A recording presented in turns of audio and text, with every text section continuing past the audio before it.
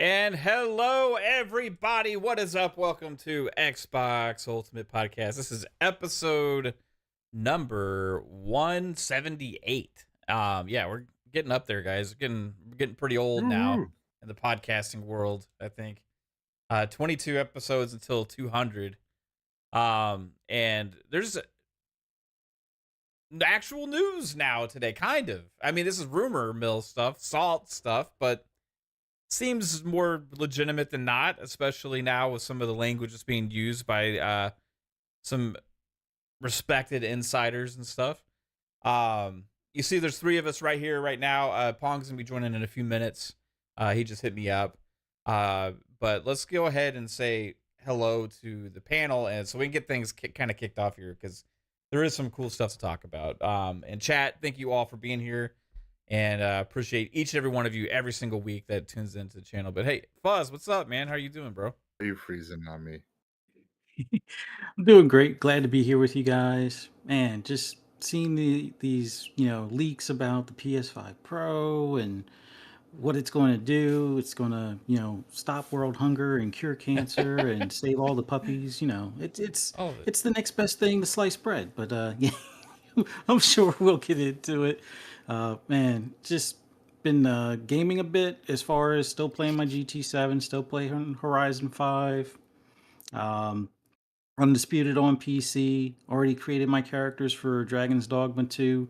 Going to play that on PC. Got my pawn set up and everything. And man, can't wait until that game launches. But in the meantime, we got a lot of other stuff to get into and see what Xbox is cooking up. So let's do this. yeah, bro. That's kind of what obviously is what I'm talking about with the news is the PS5 Pro stuff. That's come out today with people been saying that the specs that are leaked are like real 100% and all this stuff. So like we're gonna kind of dive into what that is, but like more so, what kind of effect does that have for Xbox and like maybe the decisions they make or what that means for what their plans are. But Psycho, what's up, man? How you doing?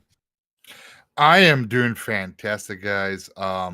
Been playing the fuck out of Unicorn Overlord. Holy shit. Did that game, like, I was into it.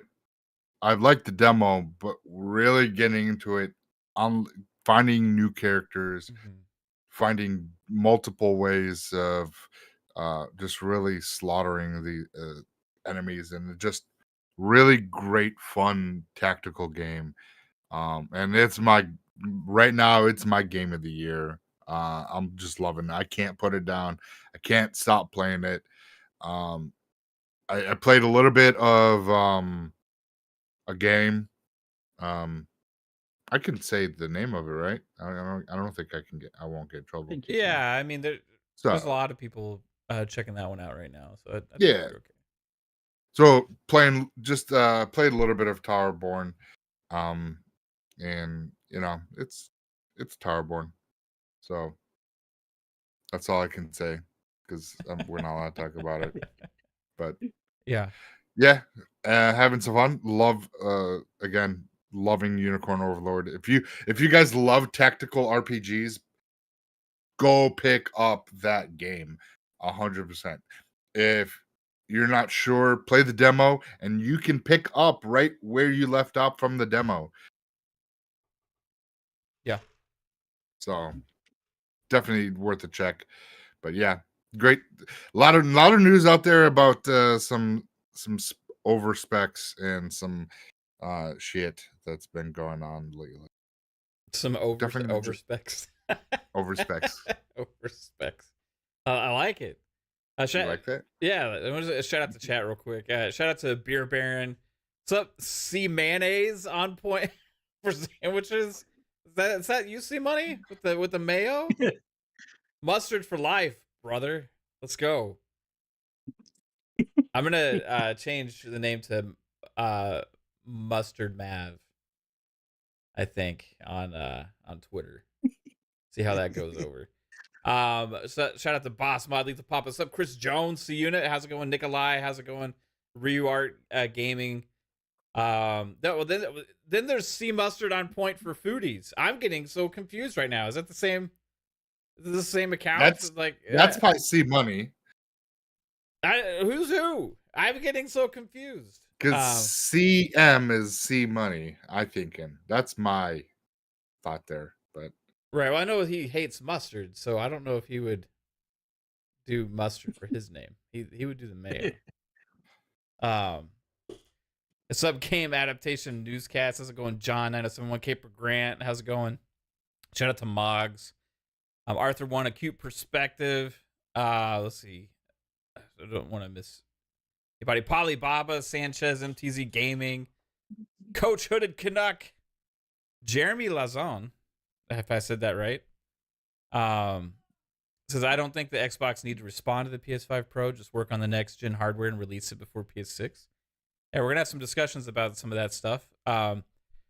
Sappho, what's up, Sappho? Saf says, I hope the hooved community is saving their ducats. This isn't going to be cheap. I don't see Sony selling this at a loss. Yeah, well, I don't see them selling at a loss either. Sup, Truth Serum, how's it going? Let's see. Who else? Ghost Fixer. Lots of awesome people here already. Scorpio.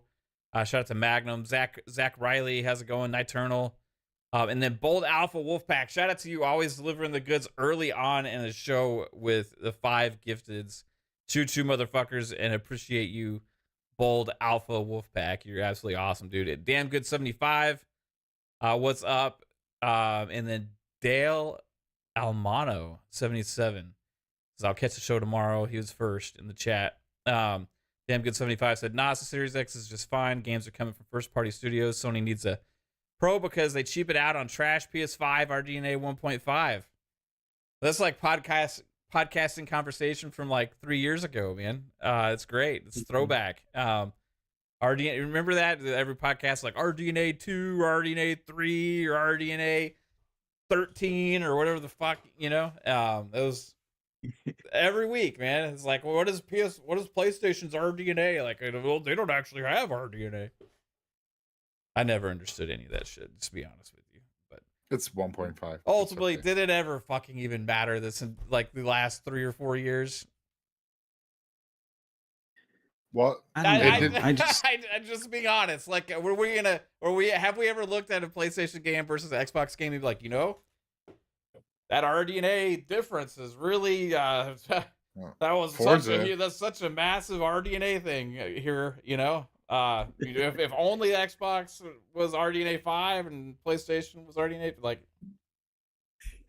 I mean, just be honest, like, it didn't have an impact. Like, I'm sure, yes, it did behind the scenes, and we don't really know, but like, got a lot of poorly optimized games this generation early on. That's for damn sure.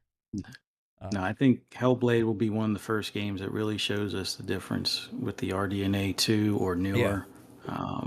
Everything else was kind of cross-gen prior. I mean, on PC, Starfield looks amazing. Same thing with Forza. They look great on console, but PC, I think, still has the lead on that. But yeah, everything else has been cross-gen. So it's like, I don't think we've really seen what these current consoles are even capable of. So if they want to throw a Pro out there and get some more money out of people, so be it. But I still don't think it's going to do guaranteed 60 frames on Grand Theft Auto 6. Yeah, I'm just saying. That's going to be an interesting thing to keep an eye on. So let's get into kind of what this news is.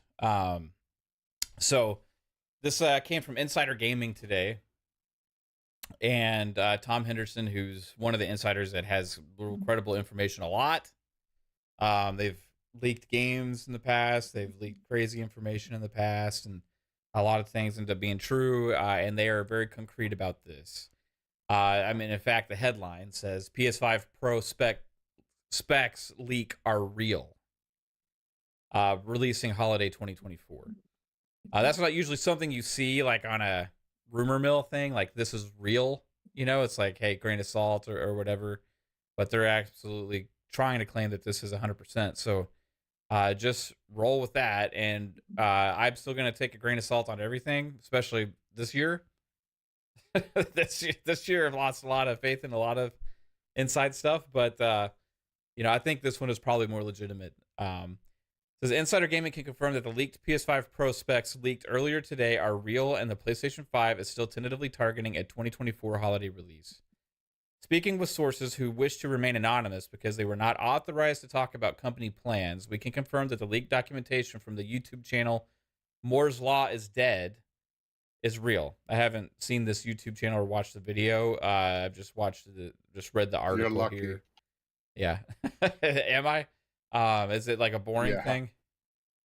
No, he's just full of shit. Just full of shit. This is the Okay. same guy that said the PS5 was going to be RDNA 3 when AMD hadn't even that guy. finalized RDNA 2. It's Right. the same guy. Okay. I'm not saying that he couldn't get it right this time, possibly, but yeah, just read through the specs because Right. I got a lot to say on it. Okay. That's interesting because that guy was dead wrong on that stuff, right? Mm-hmm. Yeah. In fact, he was clowned pretty hard because of it at the time. But like Tom Henderson's pretty legitimate. Like, so that's where the confusion kind of comes in for me. Yeah. But says despite the criticism of the leaker and the leaked specs, Insider Gaming.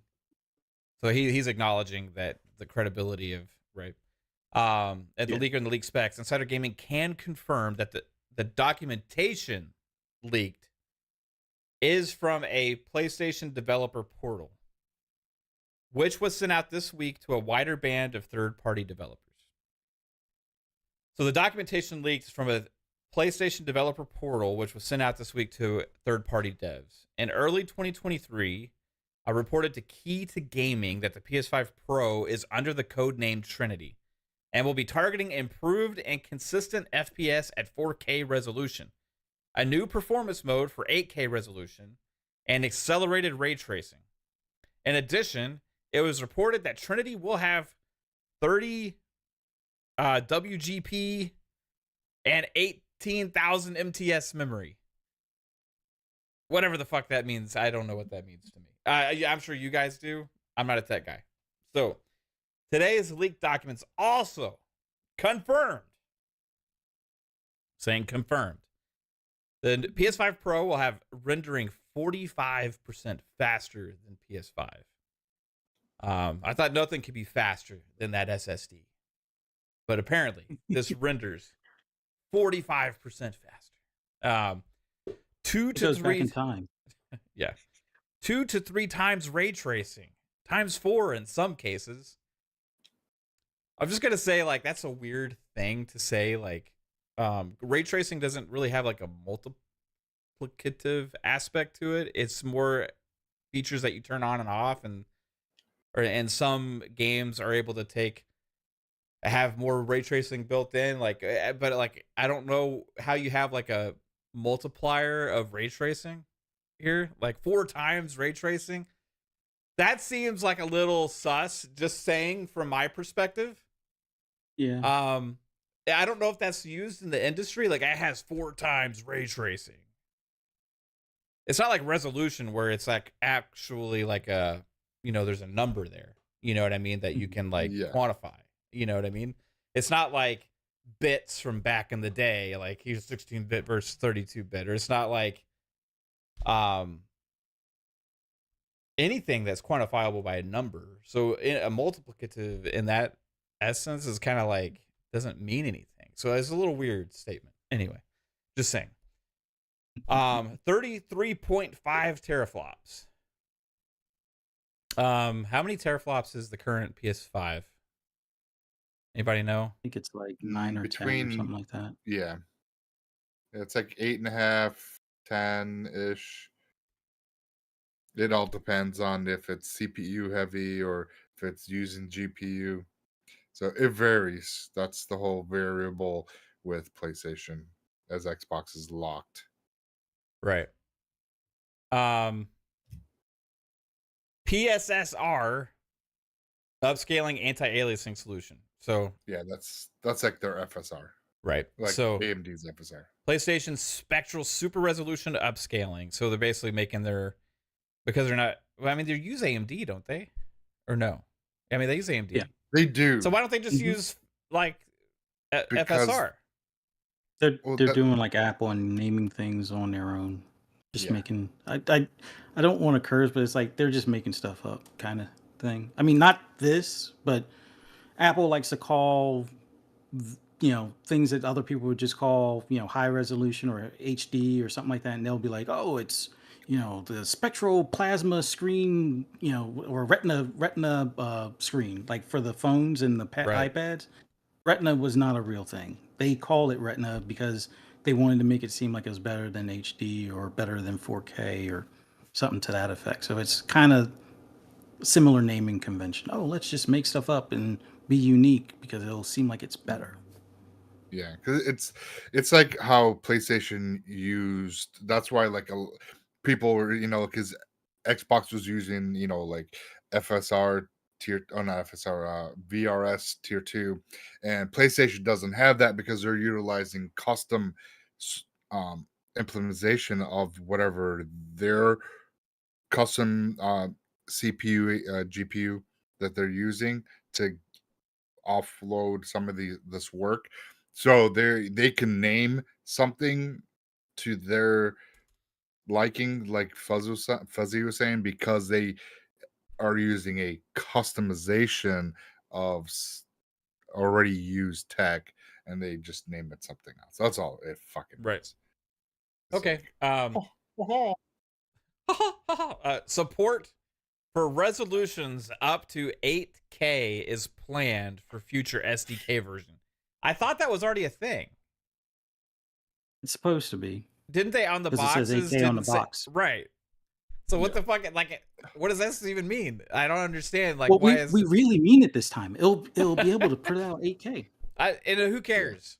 Secondly, nobody's fucking talking about 8K.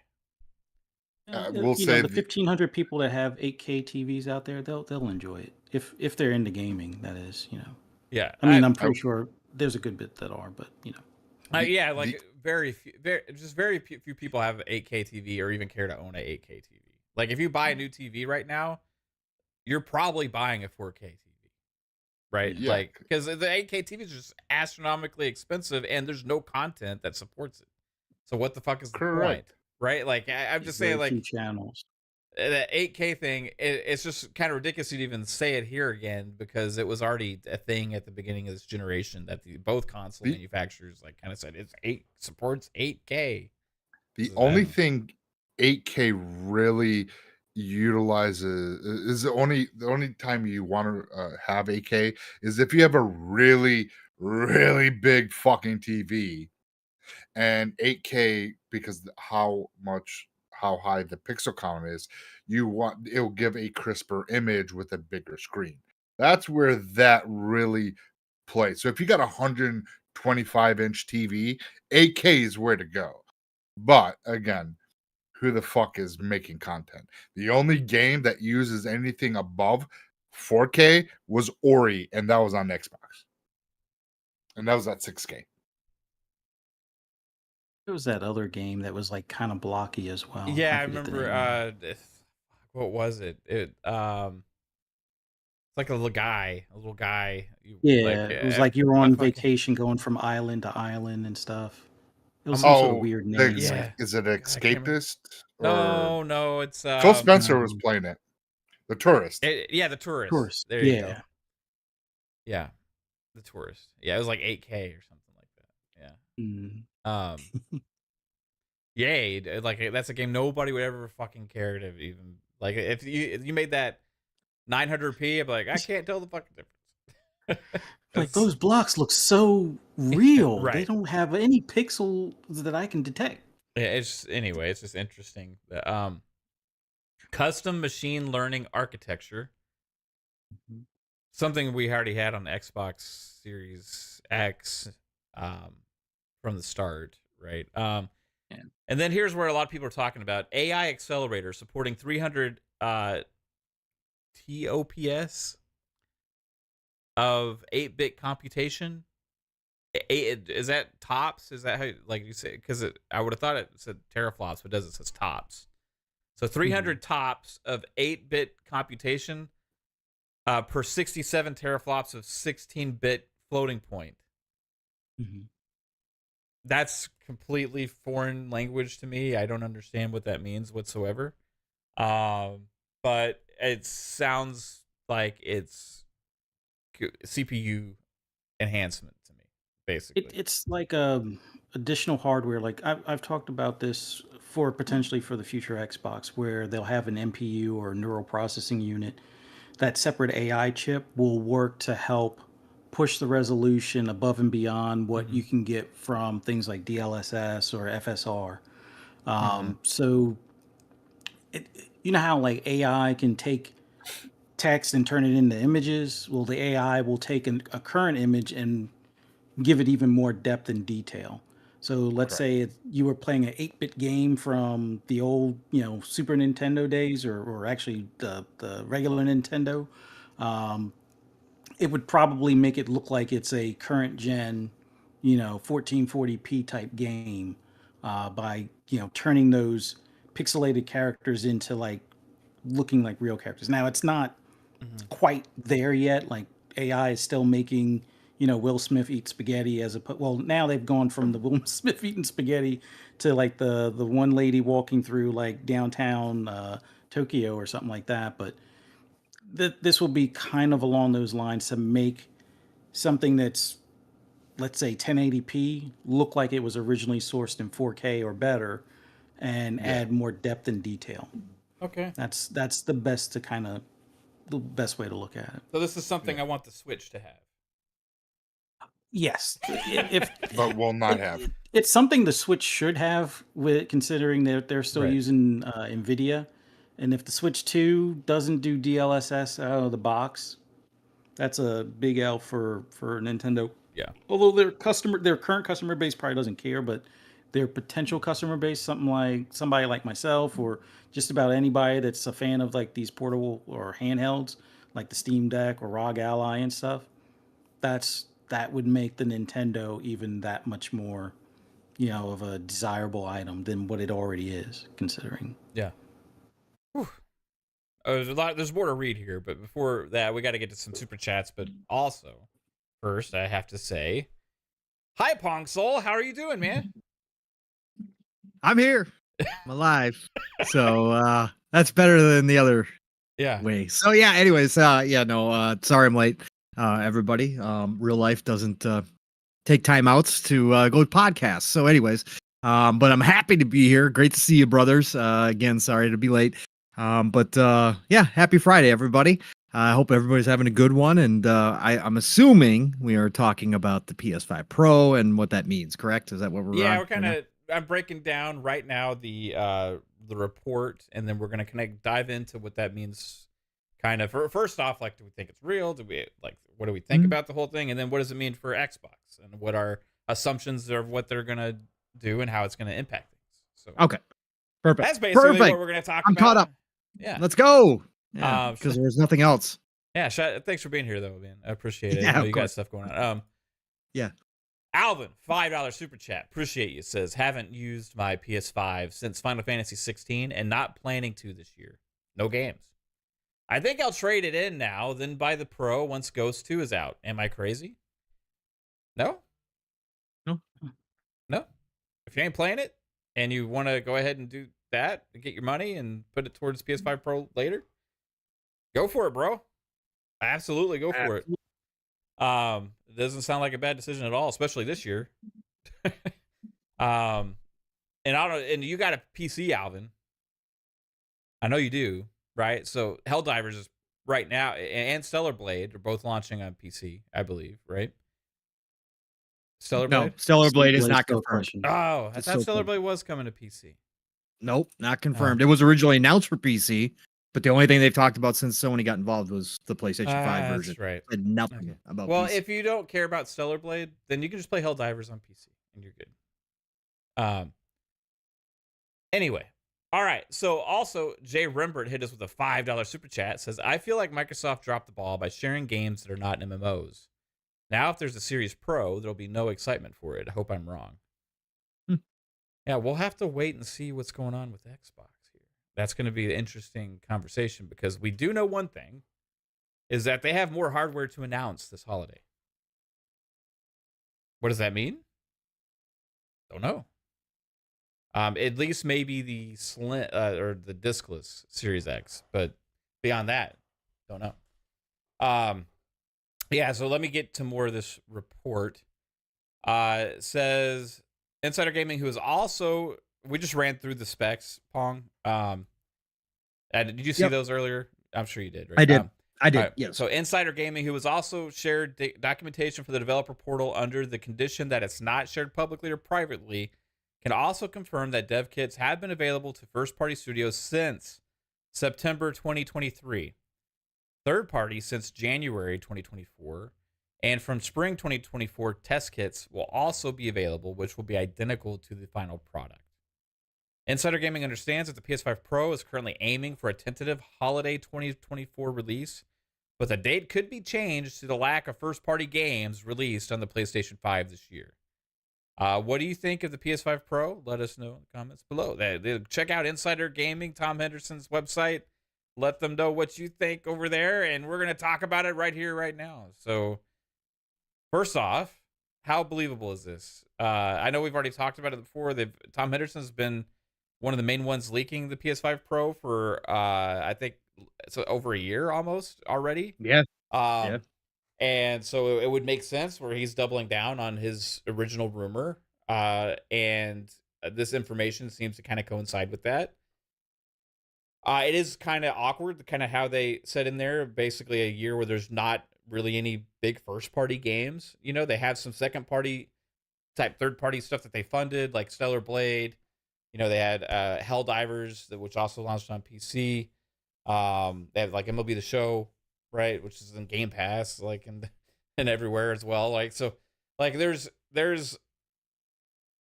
tentpole big first-party, like quintessential PlayStation IP type games that they say are the only things that matter. There's jack shit this year. There's just nothing, right? So usually, goddamn thing. Usually you would launch something like a PS5 Pro with games like that, right? Because you want to push the hardware, you want to showcase the capabilities of it and all that kind of stuff. But we may get the hardware without the games, which would be interesting. So do y'all think that this could happen this year? But if they push it back, it could run into the Switch too, which I'm sure they don't want to launch it at the same time as that either, right? Because that's supposed to be first quarter of 2025 from what we believe right now. So PS5 Pro, first off, is this legitimate, guys? Like, I want to know your input. Start with Fuzzy. You're on mute, bro. Sorry. No, I think there is some reality to the specs, but here's my take on it. I think some of the higher numbers are the dev kit numbers. Dev kits are always beefier than like the retail units. Also, I think some of the numbers are inflated because of that AI unit or that NPR or NPU neural processing unit that's mixed in there. That AI chip is going to do some of the heavy lifting to make things look better and perform better, but I don't think it's enough to really guarantee something like a GTA 6 to be a 60 frames type of game. I think it'll make it look prettier and it'll have more, specular highlights and better, atmosphere and fog and mist and all that type of stuff as far as in the game, and it not slow it down dramatically. But I don't think the numbers are 100% accurate for what we'll see in retail. They'll be fairly close, but like the 33 teraflop, I can believe somewhere between 22 and 25. I don't believe 33. I think the 33 might be a push because of that other processor kind of doing some of the lifting for it. If it is a true 33, then expect this thing to be what, a 4090 is going for, pretty close. Even though a 4090 is on some of them higher as far as the teraflop count, some it's not, depending on if you get the more, memory or whatever for the card. But this thing sounds like it's going to be 700. If this was Apple, it would be 900 to 1,000. I don't think anybody in the Sony fan base is really looking forward to paying 1,000 for a console. Will some do it? Sure. Will I trade in my PS5 for it? if it's 700 and I can get close to 500 for my launch PS5, I may consider it. But I really don't want to have to come out of pocket anything more than trading in my launch PS4 and my launch PS5, which the PS4 has been sitting in the box ever since I got the PS5. So if I trade in both and it gets me a PS5 Pro, I'm good. If $150 extra or maybe 200 ish gets me the PS5 Pro, okay. But I just, a lot of the stuff that would make this make sense doesn't seem to be adding up. And the one source that, even though, yes, I know Tom Henderson confirmed with some of the devs that are out there, and I know of a couple of devs that have their the, what do you call them, the dev kit units and things like that out there now. That's not indicative of what the retail one will be completely. Although they know what on paper it's supposed to be able to do, but I still think that those numbers are skewed a little bit more in the favor of the dev kit more so than the retail. But I'm sure we'll see soon enough. I think holiday makes sense, even though there is no first party games for it. I'm pretty sure Pong will get into what he put in the chat earlier today, but like when we look back, the Xbox One X didn't have really that many first party games, although I guess Motorsport 7 was released or launched just before the One X came out. Yeah. And when the Series X came out, there really wasn't anything, directly for it, for at least in the first year, to differentiate it where it was not a cross-gen type game type of deal. So I think Sony can play that same card. We already see that 2022 it was a problem for Xbox, and 2023 it's not a problem for PlayStation. Yeah. When it comes to the gaming media, so them not having a first party title is fine. I mean, it'll make their remasters look even better. Hopefully they won't have to remaster the recent remasters, but they will see about that. But I think it's close to what we'll see on retail, but not the full, not the accurate specs for retail. I think this thing is priced at $699.99, and that energy of get a second job to get it. Yeah, I think that's what we'll hear from the hooved ones over there. That, oh, you're broke. Oh, you can't get one. Yeah, get a second job. Yeah. Oh wait, aren't some of you guys still on PS4s? Because I remember arguing with people about stuff about the PS5, telling me that I could put a PS5 game on an external drive, and I'm like, no, you can't. Yeah, you can. I was like, show me on your PS5. Well, I don't have a PS5, so I'm pretty sure we'll get similar stuff like that, in at least on Twitter or X or whatever you choose to call it these days. But yeah, that's all I got. Yeah, man. I mean, very well thought out stuff, man. I mean, like, very logical. I don't think too many people could really try and argue with anything you said right there. I think there will be people out there. There's always is, right? Rational thinking. Yeah. It falls short sometimes on social media. It does. But shout out to Michael Mooney. Just hit us with a 20 pound super chat. Much appreciated, Michael. Says it looks like the Xbox Series X will only be at 30 to 40% behind the Pro RX 7700 XT, like, in performance. So if they can get good near zero cost upscaling plus frame generation and new cloud enhanced technologies, then no new box needed. Very rational thought as well. Sure. I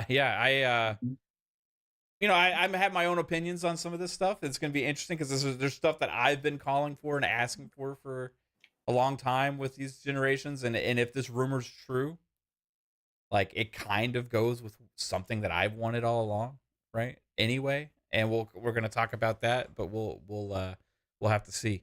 Also, real quick, HNS 1998 said, "Hey, fun speculation question for you guys. Any ideas how many PlayStation Portals have sold?" I don't know. Well, I don't remember. They just kept saying it was selling good, right? Yeah, I keep selling out. I keep selling out. I tell you that. Yeah. I get them, and they sell. I got people still calling, but a lot of people still think it's a freaking PSP. And I'm like, okay, it's Y'all, not. y'all but think it's kind of popular for the novelty of it? You know, It more could than be. more so than even just like how awesome it is. Just thinking. The- Yeah. they think Yeah. that they can go wherever they want with it, and they're gonna. Well, realize it could just be Uh, like a cool little device to own, and if you know what I mean, like, and they may not make that many of them. Like, I don't know. I don't know how many they make. So if you get enough in, it could sell out pretty well, right? Yep. I don't- Yeah, there's no official numbers. They just keep saying that it surpassed expectations. Again, it was the Yeah. fourth best-selling console in November. I mean, we've got all It's that not a stuff, but we fucking don't have real console. stats. Yeah, I know. It's the fucking bullshit. It can't play games can't play it like native. native Native. it's doesn't have any of its own capability like anyway. So Yeah. It's a number pattern. calling displays with controllers on them, basically consoles. Sure. Right. Interesting. I tell people every time they're like, "You got a Portal?" I'm like, "No, but I got a Backbone that will work better because you can play it anywhere you want. Mm-hmm. It just won't." Although I have think they may have feedback. changed something on that PS app, because when I was out and about, I tried using the remote play on my phone. Maybe it's just because it's high, what do you call them, hotel Wi-Fi, but yeah, it doesn't seem to connect as well as it used to. So. Right. Need Starlink. Ooh. It's only $1,000 a month, you know. So Pong, you think it's legit? Yeah, I do. I don't have a reason to not think it's legit. Yeah. I just don't. Maybe Fuzzy's right. Obviously, it might be a little bit less actually for the retail Right. version or whatever. But I have no reason not to believe it's not true. And again, I'm not the tech guy, so I'm not going to sit here and talk all that stuff because I don't know honestly outside of what I'm reading and kind of just my baseline basic knowledge that I have. I understand, a lot of what they're talking about, but to make comparisons and all that kind of stuff, I don't. I do believe that they're making it for a reason. I do believe this is kind of and potentially could be the end of generations as we think about them. And this is Sony's way of moving in that direction. Sure, you can count it as a mid-gen refresh. Yes, it'll probably be called a PS5 Pro, but at the end of the day, this is just kind of this new norm that they're going to do now from here on out. So do we count it as a brand new generation because it's going to be that much more powerful? I mean, even if it's close to what they're saying, it's legitimately almost a new generational type setup because it's got, RDNA, 3 or 4 in it, supposedly.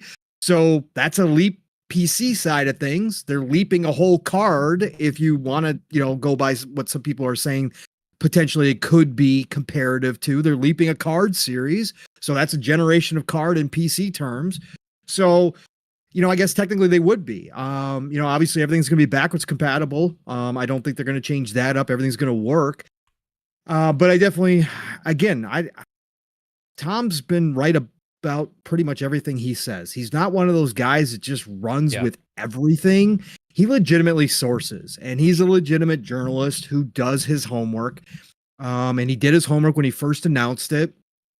He hasn't said anything about the specs. This isn't a new rumor. I think a lot of people are missing the fact that this has been a thing that he's been talking about for like a long time. For quite a while, but you notice he didn't put out any specs or anything like that until he actually confirmed with the people he trusts that these specs that were leaked today were based in fact upon the dev kits, and that they were true according to his sources. And again, if his sources were right the first time that a Pro was being made, I have no reason to believe that they're just feeding him bad information now just to feed him bad information. So I think it's legit. I think it makes sense. We've talked about this. We talked about it when this first, rumor started from Tom way back in the day. And to Fuzzy, what he alluded to, what I was saying in the DMs, when we talked about this, I kind of speculated on this in Speculation Town, that this is the reason why we hadn't had a hopes and dreams type what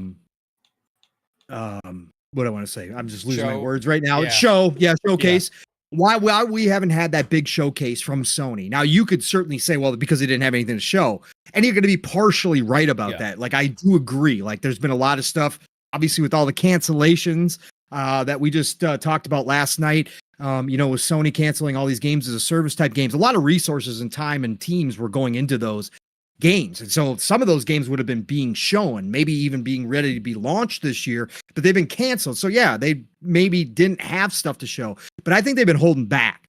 I think they've been holding back a Hopes and Dreams showcase for announcing the PS5 Pro. And it's not going to be like all of a sudden they're going to be like, ha, ha, ha, you guys are all wrong. We've got 4 games, first party, ready for you, AAA coming out. Take a look at these. No, it's not going to be like that. But what they are going to do is they're going to show the titles that we know about, like Wolverine, right? Like Ghost of Tsushima 2, which has obviously been being made. They are going to bring out newer games that new IP like Cory Barlog's team, what they've been working on. They're going to tease that for the first time. They're going to have a Hopes and Dreams, and it's going to be wrapped around the PS5 Pro, even though those games aren't going to be until next year or 2026. They're going to bring them out. They're going to trot them on stage. They're going to show those games or tease those games running on the PS5 Pro specs, and they're going to blow the enthusiast mind, the Sony only fans' minds away. And that's good enough, because this system, if it is what they say it is not going to be for the everyday consumer. It's not going to be for the masses. Again, this is not going to be these people that are walking around trying to say that they're going to price this thing at $600 or $650. If these stats are legit, even from my limited knowledge, no way they're taking $100 to $150 loss per unit. Yeah. There is no way in hell Sony's doing this. And if this is cutting edge, if this is RDNA 4 or 3 plus or whatever the hell you want to call it, and they've got this proprietary DLSS in there that's going to do amazing things, like things that we haven't even seen, FSR or DLS do yet, then no, they're not going to do that. This is going to be an enthusiast console, which we've been talking about. We think Xbox could potentially be doing for the next gen launch. This is going to be Sony's version. This is going to come out, and I said it in the DMs, and I think Psychonauts agreed. Psycho went on the high end of what I said, but $700 to $800. I actually am honestly leaning towards $799, because they're not looking to capture the mass market with this. What they're going to do is they're going to capture the enthusiasts. They're going to let the enthusiasts do their work as they always do, because again, they don't even need to put out games. They're still selling consoles like crazy. They don't have to do any work right now. They're going to put this out, sell the enthusiasts, sell the fanboys that absolutely have to have these, right? And then it becomes a bragging game. And then one of your friends all of a sudden got the PS5 Pro. And then what they're going to do next year, they're going to have the marketing rights for Grand Theft Auto, or they're going to have at least a deal in place. Even if 2K doesn't sell the full marketing rights, they're going to have a deal in place with 2K to show off Grand Theft Auto on the PS5 Pro. And again, not being the tech guy, I'm not going to argue against Fuzzy, but I am going to say that this game is going to be able to run a game like Grand Theft Auto at 60 frames. It is going to be a huge selling point. Yes, it's going to use that new tech. Obviously, it's not going to be native 4K by any stretch of the imagination. It probably won't even be native 1440p. It'll probably be a 1080 upscale. But if this new tech is what is being described, and we're going to see, visuals that we really can't tell the difference between that and native 4K, or it's close enough where, on the big screen it doesn't bother anybody. But you got Grand Theft Auto as being the only console that can run it at 60 frames. And we know that chances are it's not coming to PC day one, because that's just not 2K's deal. They always launch Grand Theft Auto on console first. Then you're going to be the best show in town. And Grand Theft Auto will do the rest of the dirty work for you. And there will be people clamoring for this. Not as much as a normally priced console. I'm not saying this is going to be everybody trading their PS5. But it is definitely going to sell. And I think that the scalper's going to have a field day, obviously. It's going to be incredible to watch that part of it. People are going to be paying $1,500, $2,000 for this piece. But I just think that that's how this is going to work. They're going to have their hopes and dreams. It's going to be around PS5 Pro. It'll get out to everybody that this is the best show in town. You're a console owner. This is the premium experience yet again. You got to pay for it this time. So no broke boys allowed, right? No broke boys allowed. But we know you Sony fans ain't broke boys, so you better get ready because you're going to be judged. On those PS portals. Yeah, yes, you're going to be judged. You're going to be judged if you don't have the PS5 Pro. Again, this is what's built into the Sony marketing machine, Yeah. right? Premium. This Premium. this is why winning the popularity contest works, right? And why it can keep you on top even if you're not putting out a lot of content like Sony isn't right now. So it's all going to work. But this is kind of what I expected if this was going to come true, and it makes sense. And like you said, Mav, they don't want to do it around the Switch 2 launch. Again, two different classes of system, obviously, but still, it's Nintendo, it's Switch. You don't want to, there's no reason to go head to head. There's no reason to try to wait for content. It's just You're going to sell this thing. dollars. You don't want to be competing for the same dollars at the same time, you know. Right, exactly. You'll get your enthusiasts out there. They'll be trumpeting this thing. They'll be buying this thing. It'll be that. And then, like I said, and I do agree, this is what else I said. If the older games, and yes, even some of the remasters we just got, aren't able to just naturally come forward to the PS5 Pro and be better, they will have another round of updates to those games and potentially even sell them as PS5 Pro versions. Like, that's Sony, and they will do it because their audience, a portion of their audience, will rebuy them. So I could see it happen. Again, this is all stuff that we speculated a year ago or whenever it came out. But I believe this is happening, and I believe that we should probably prepare for it. Xbox I don't believe has an answer unless they've been ultra secret and really hid well that they are doing an actual mid-gen update where it's actually going to be more powerful than Series X. I don't think so. I think we get the all digital version that we saw. It might not look like that trash can look, but it might, just be a smaller version of the Series X.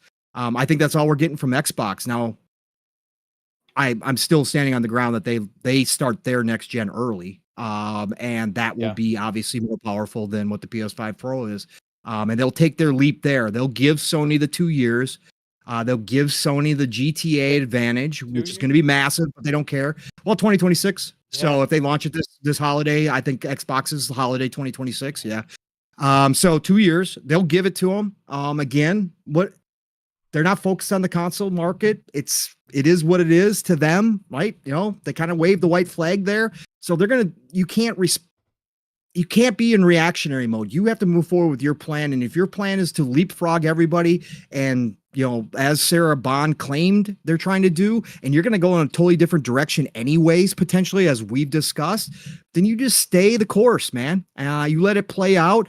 You have one hell of a launch lineup ready for that 2026 launch or the 2027 launch, whichever year it is. You have a hell of a lineup because you have the studios, and you just work your narrative from there. You don't worry about what Sony's been doing because it's really not going to change the game.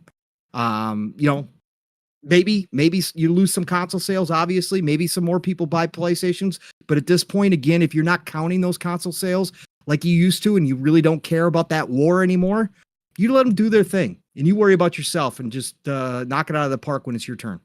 Yeah. So that's my thoughts.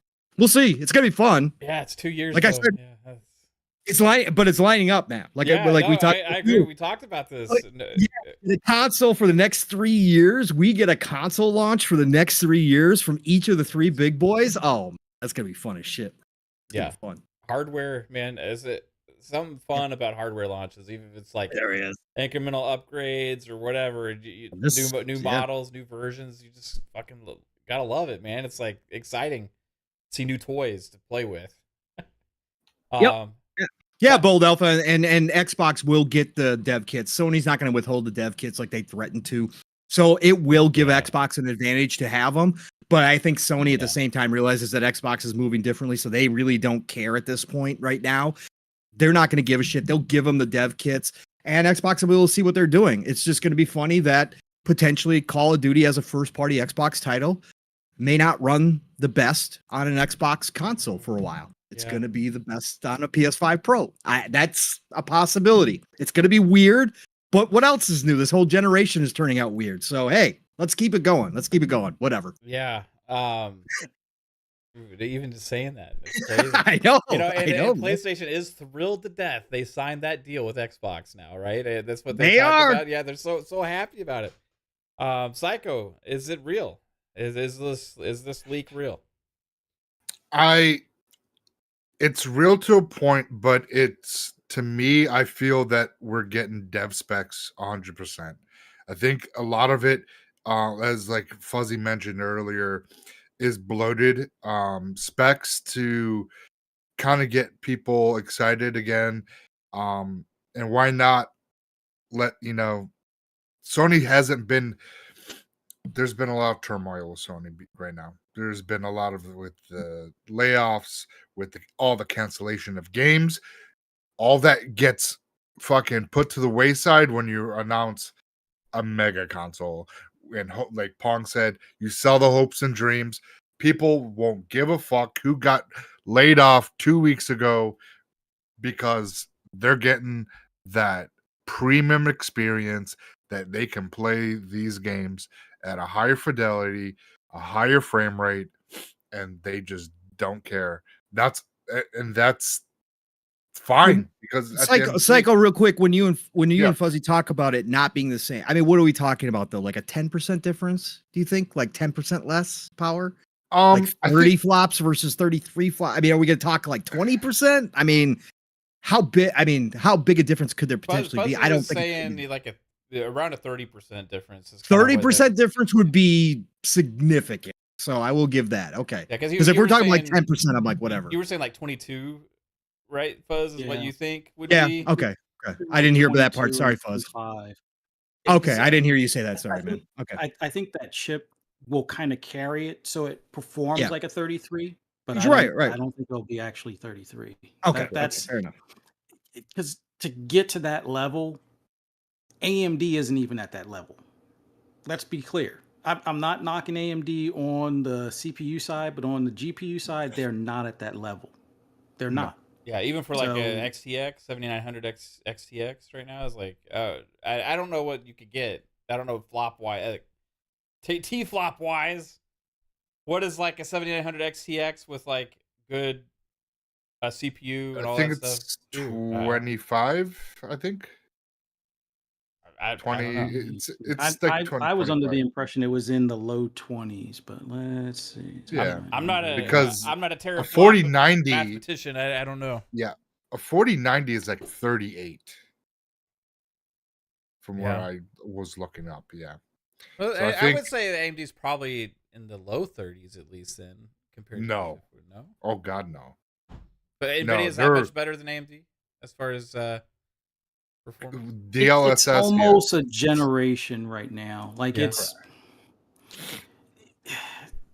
the RDNA 3, and this is why when the Moore's Law was saying about the PS5 being RDNA 3, and it didn't make a lot of sense because I'm like, they haven't finalized RDNA 2, and RDNA 3 was more so an efficiency thing. So it took what RDNA 2 was doing and just does it a little bit faster, a little bit better, but it doesn't really uplift the basically the processing aspects of it. It's just it works better. It works, somewhat smoother, but it came out a little bit buggier with the first few drivers that they have. So the current drivers that are out there now makes it the smoother operating version of those chipsets. But when you took like the last drivers for the RDNA 2 chips or video cards versus the first rung of the RDNA 3, the RDNA 2 actually outperformed the RDNA 3 by like 5 or 6%. So Right on. that's why it's like I can't see PlayStation getting AMD to do better than what they can do on their own retail. Like, Yeah. I just don't see it. I don't know how to read this stuff, but it says peak single precision FP32 performance, 61 T flops for an 7900 XTX. Yeah, Alvin said that But mine it depends is at the. Yours is like 52. 52 is what Alvin says. Yeah, for the yeah, yeah, 7900 yeah, XT. I mean, what the real world, what you actually get out of it, I don't know. You know what I mean? So- But like, whenever they promote these things or market them, they're always going to market the like. And a lot's going to depend on the CPU, anyways, Yeah. right? Because you could still have a lot of bottlenecks in the CPU if you don't have the right CPU. Alvin, so- member for 21 months, says 4090 is 82.58 T flops. Calm down. Okay. Yeah. Oh, I don't know. Like, so yeah, 33 doesn't sound that crazy in that regard. Then you know what I mean? Yeah. Right. They're saying it's kind of in line with like a 7700 XT. Mhm. So that would be that barely runs Starfield at 60. That's true. Can you imagine if they launched Starfield on the PS5? You cut out, bro. I don't know why. Oh, you you Next cut time, out. what if they launched Starfield as a launch game for the PS5 Pro? Oh my God. 60 frames. Yeah. That's that would be bad. That would be very bad. I think there would be a riot at that point. Yeah. Well, like Phil announces it on Sony's stage. We'd like to introduce Phil Spencer from Xbox at the Hopes and Dreams. Yeah. Oh my God. Nightmare fuel. Let's go. I don't know what a teraflop equates to my visual and my feeling of the game. You know what I mean? So I don't know. Ultimately, I can quantify frame rate. You want 4K You know? 60? You want more teraflops? Okay. Yeah. Yeah. Give me all the flops then. But the developers still got to fucking, make the games and optimize these things, right? And it seems like even sometimes the more flops you get, the more crazy ambitious they get, and the games still run fucking like shit. So, this is what it is. So I kind of want to get into like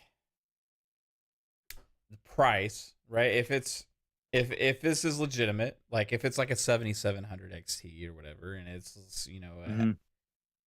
I would get kind of with Pong like probably $700 to $800 maybe, because I don't see them taking a loss on this either, because it's not this isn't their mass mainline console entry into the ecosystem. This is an option, right? Mm-hmm. This isn't replacing the PS5. They're still going to have the PS5 out there for more of the people looking to get into the ecosystem, right? And this would be more for people like, hey, I want the best out of my games, and I play games on console, right? And I got the extra money to spend. The people that are wasting the monies on the PS5 on the portals, the people that are throwing their money away on that. Like I would rather upgrade my PS5. And I think it sounds crazy to some people spending $800 on a console, but like if I have a PS5 right now and I sell it for, let's say, $400 or even $350 or something like that, at that point, you know what I mean? It's like buying a new console again, but it depends on what the payoff is. It depends on what the payoff is going to be for the games. Now it won't sell like insanely crazy if it's that expensive, obviously, right? It's not going to be like selling as many millions as a regular PS5 does. So multi-plat wise, how much do those developers support it, right? How much do they do the updates? That's where the question's going to be, right? Especially if there's only one console in that time frame that isn't going to be anywhere near that spec. Now you can, if there was like a Series X Pro or something, and they both were out there and they're both selling, I could see a lot of the multiplats doing more third-party like developers doing work on multiplats to update their games for free or offer upgraded versions and all that kind of stuff. But like, if there's only like 5 million consoles out there potentially that are sold, it's like it's hard to get the multiplats to put in the effort and the work for something that's only going to be for a few people,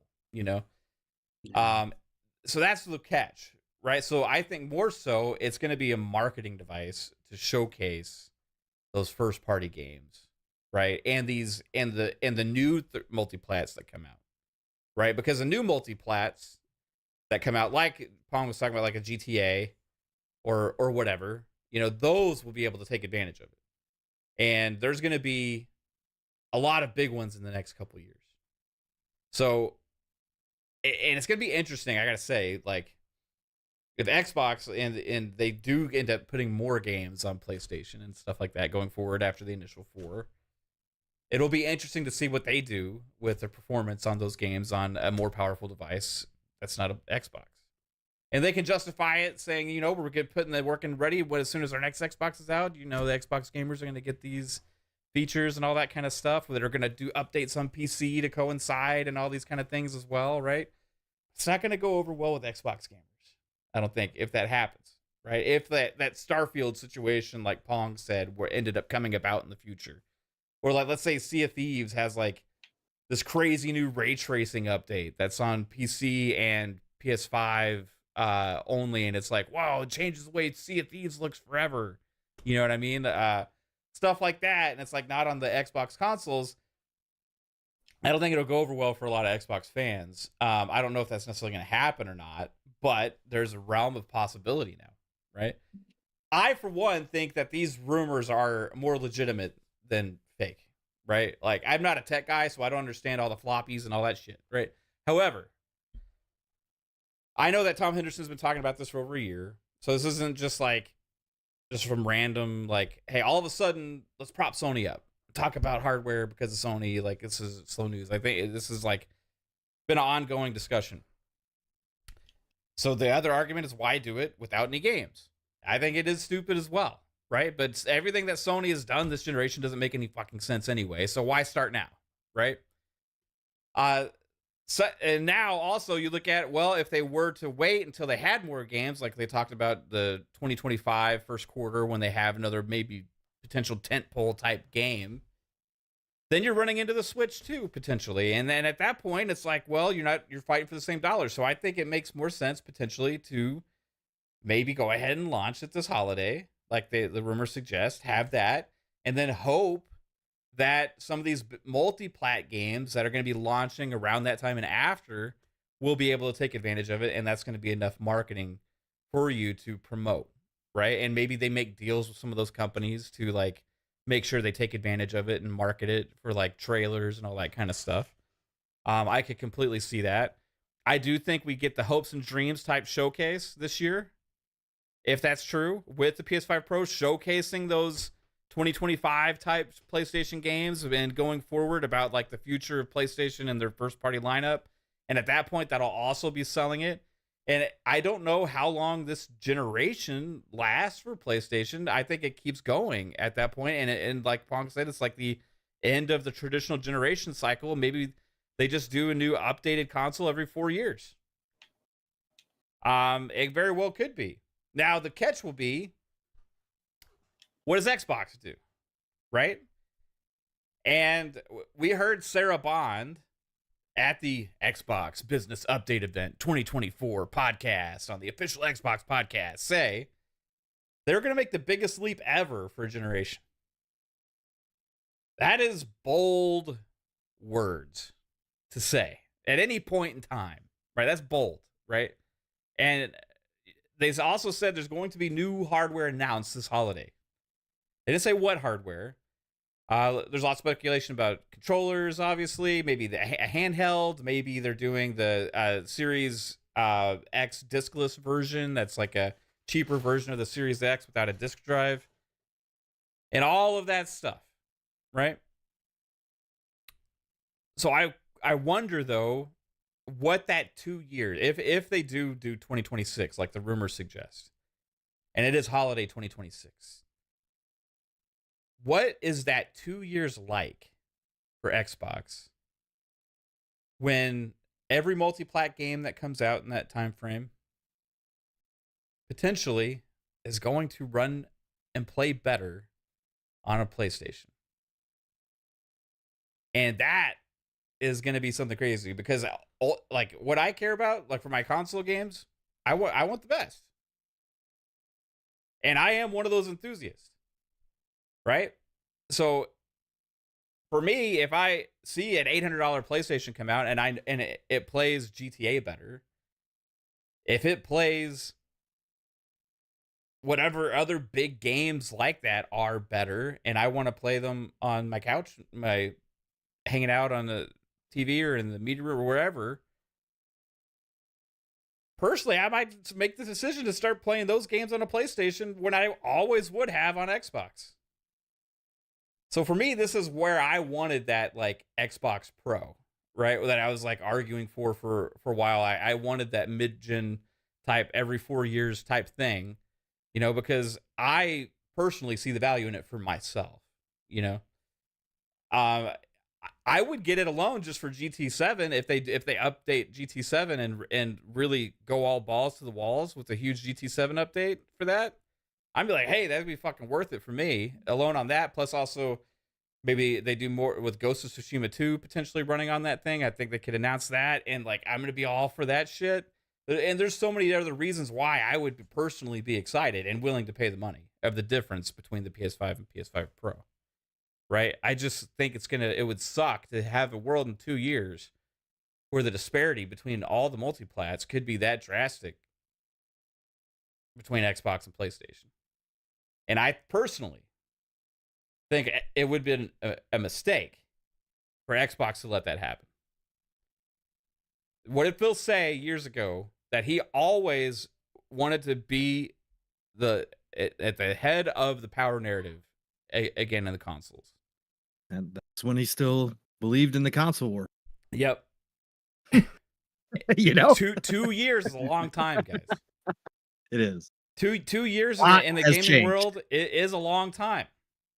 We're talking about a lot of games. Look at how many games we got in 2023 just in 1 year, right? Talk about 2 years of games in the middle of a generation when it's at its peak, right? Like you talk about some of the biggest games ever launching in this time frame. I don't know. I personally I hope I'm just wishful thinking, right? Now maybe I'm crazy, but I personally hope that one of this holiday thing, console announcements, is some sort of upgrade to coincide with that with the PlayStation Pro. For me, it just I want to see it. I doubt it too, man, because that's not what they're talking about. Yeah, because But I I see. gotta hope. I gotta hope. Yeah, I know, I get it, buddy, but this is where I think Xbox sees it. They see the fidelity with Fable and Hellblade really, really stretching what the Xbox probably could do.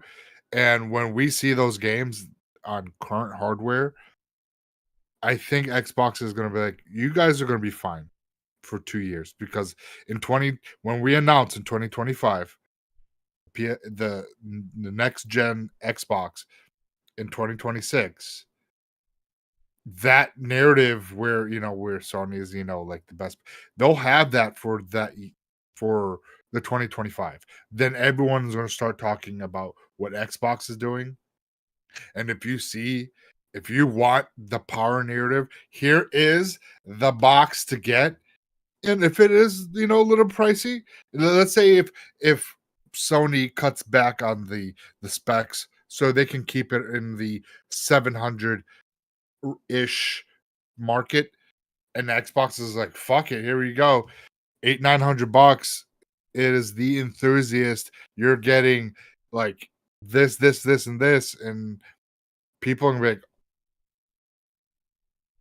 because we all know that Xbox is not really pushing the hardware. We see that hardware is kind of shifting with Xbox. They're not counting hardware as a lifeblood for their how they're doing their everything at Xbox. They're trying their subscriptions, and if they got a box that plays the game the best, so be it. I think they're not gonna eat cost as much anymore, because it's like, why, if we're only selling maybe 25 million consoles, that's it, why are we eating all this cost for? What? Don't we have those, if we have a box, and you eat a little bit less of the cost, but the customer has to pay, but it is a really high fidelity box. The enthusiasts will play it. They'll have something possibly that will, they'll probably keep the Series X, and so that's our low end console if you want, and they'll cut that price a little bit, maybe. Yeah. If that's the case, and then maybe have a handheld, and then here you go. Here, the handheld replaces the Series S. That you got the Series X there still if you want the a good mid type of graphical console, and you got this whatever Series X squared, wherever the fuck they want to call it, and have this enthusiast console. But you're going to pay for it though. I think that's where they're going to be. We'll see. I would not. I don't have an issue. I will pay $700-800 for a console because it's still, at the end of the day, it's cheaper than the PC. It's the convenience of having a console. And I play all my third-party game multiplayer games. Everything that I play is, if it's what's available, is on Xbox. Other exclusives that I can't get, that are on PlayStation, that's what I get on PlayStation. But outside of that, about 80% of my games I'm getting on Xbox.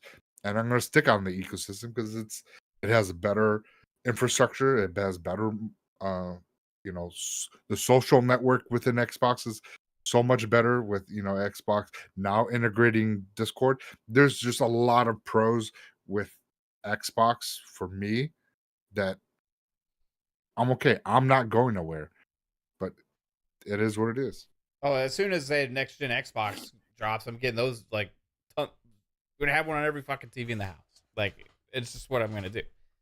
But like, there's gonna be a period in time though, like where I could make a tougher decision. Like it now, and it'd be mainly on those kind of multi-platform games. You know what I mean? Especially like the single player ones and stuff like that. That I'm not as worried about playing multiplayer with friends and stuff. And like, for me, I'm not talking about the overall business impact. You know what I mean? Like overall business impact and stuff. I think Xbox can be fine because, like Pong was saying, like they're not as worried about the console market as much anymore. Anyway, like they're still care about it and they're going to have new hardware and stuff. But it seems like they don't really care about losing market share in the console space anymore. They're just worried about growing the overall user base, right?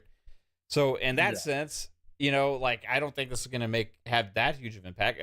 Xbox first party games are still going to shine like fucking crazy on the hardware, I think, and there's going to have lots of awesome stuff that's going to make you, like, a lot of people feel like I think they need to have an Xbox or be in the ecosystem or play on PC or whatever, right? But for me, it's going to be those games that like PlayStation makes deals with, right, to showcase that power, right, of the PS5, like those, like the potential GTAs or potential other games like that. And I look at it like, fuck, man, if there is a game, I'm trying to use one as an example, like trying to think of one that could come out. Like, let's say there's a new Witcher that comes out, like 2 years from now. Could happen. I don't think so, but it could. All right, or something like that. So, you know what I mean. I see what you're doing, Paul. It's okay. Something like that, right? If it runs like 60 frames on a PS5 Pro and 30 on a Series X, right? It has like more graphical fidelity on a PS5 Pro, all these other kind of things, and like probably gonna choose to play it there. As far as the PlayStation first party stuff, it would be worth it for me to upgrade unless they launch day and date on PC.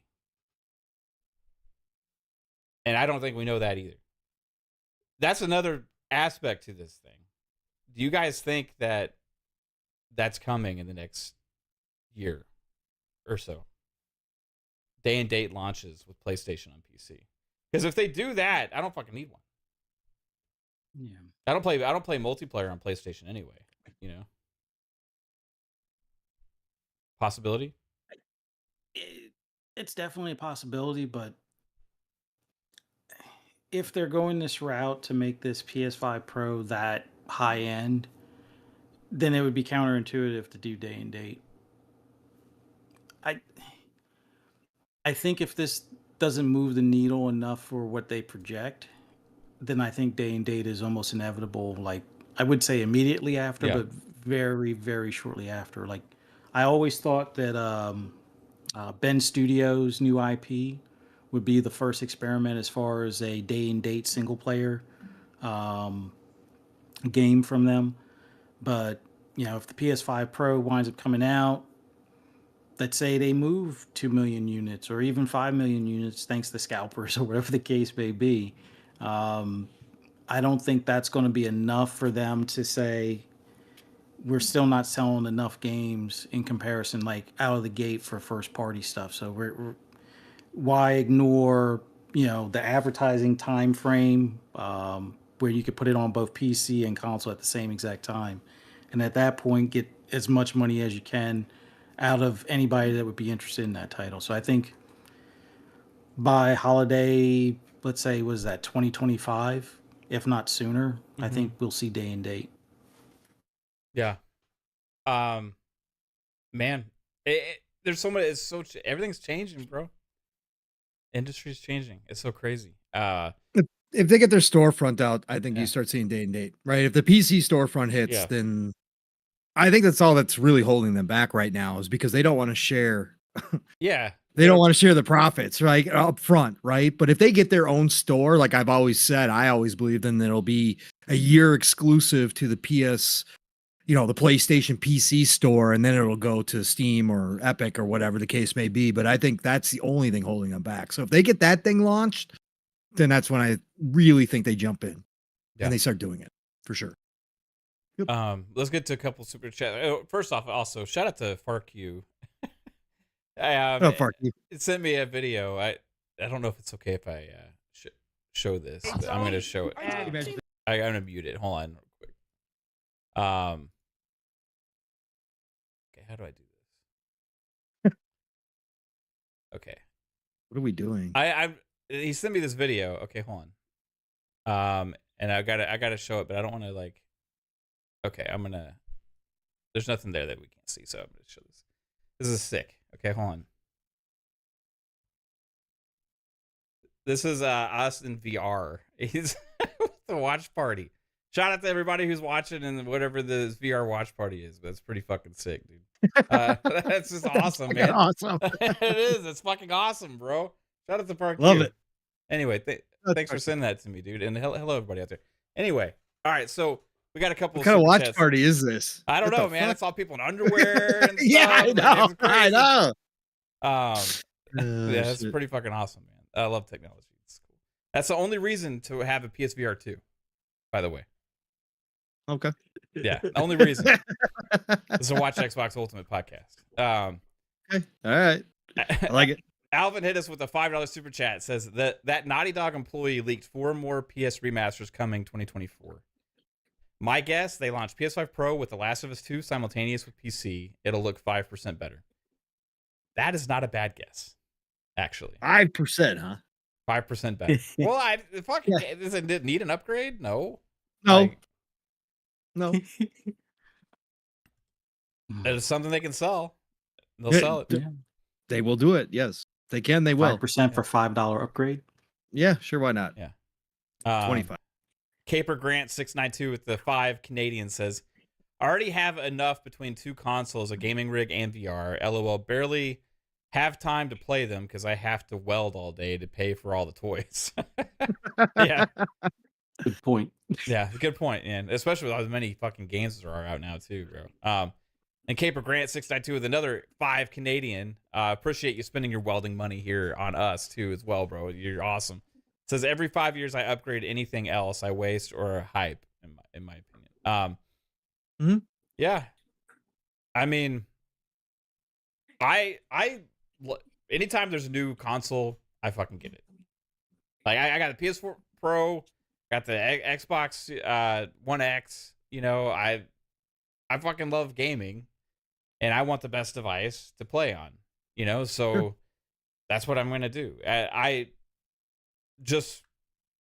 think it sucks when there's like, okay, better PlayStation out there than there is an Xbox, and if it's for 2 years, that's going to suck even more. It's not like sometimes, like a generation launches 1 year earlier than the other.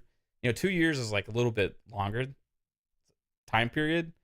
But I will say this, it has its advantages, right? So I want to talk about the possibilities here. Okay, Xbox stands pat, right? They do whatever they do this holiday. They have their like discless Xbox Series X. Maybe they test the waters with handheld, or maybe that's just reserved for next generation, right? They launch in 2026, let's say September to November, whatever, somewhere around there, right? Usually November for them. Having the launch 2 years after does have some advantages, right? Now, you can make the argument that many have been making that they haven't really fully tapped out the potential of these current gen hardware anyway.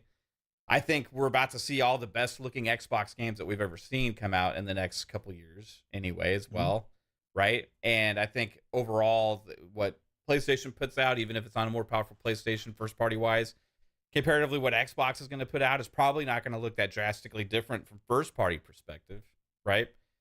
I think the multiplats could potentially have more of an impact, but that's if it's for 2 years, yeah, it's a little bit long. But ultimately, how much of a drastic impact will that have on the market? Not too much, probably, because people are buying PlayStations way more than Xboxes anyway, right? So at that point, 2 years from now, after the PlayStation 5 Pro comes out, you're going to have a substantially more powerful Xbox than PlayStation. And that lends credibility more to what Sarah Bond was talking about with the generational leap, unless PlayStation does another console 2 years later. But would they do that? Like, or would they be after Xbox with the next gen? That'd be like Sega territory at that point, from the Saturn to the Dreamcast kind of thing.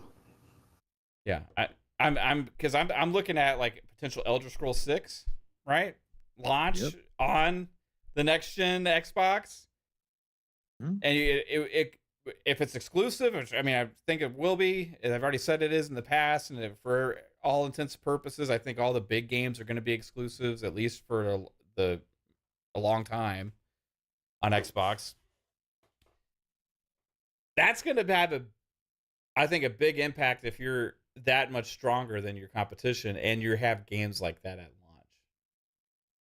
So even though the console market is maybe not what it was in the past, I think standing pat could have its merits, even though I want a mid-gen. You know, I personally do, just because I always want the best, right? But business-wise, for them, probably the right move, man. Like, everybody that went up from a 1X to a Series X didn't quite feel as much of that generational leap as people that went from the original Xbox to the Series X, right? If you went from like a Xbox One VCR to a Series X, you're like, holy shit.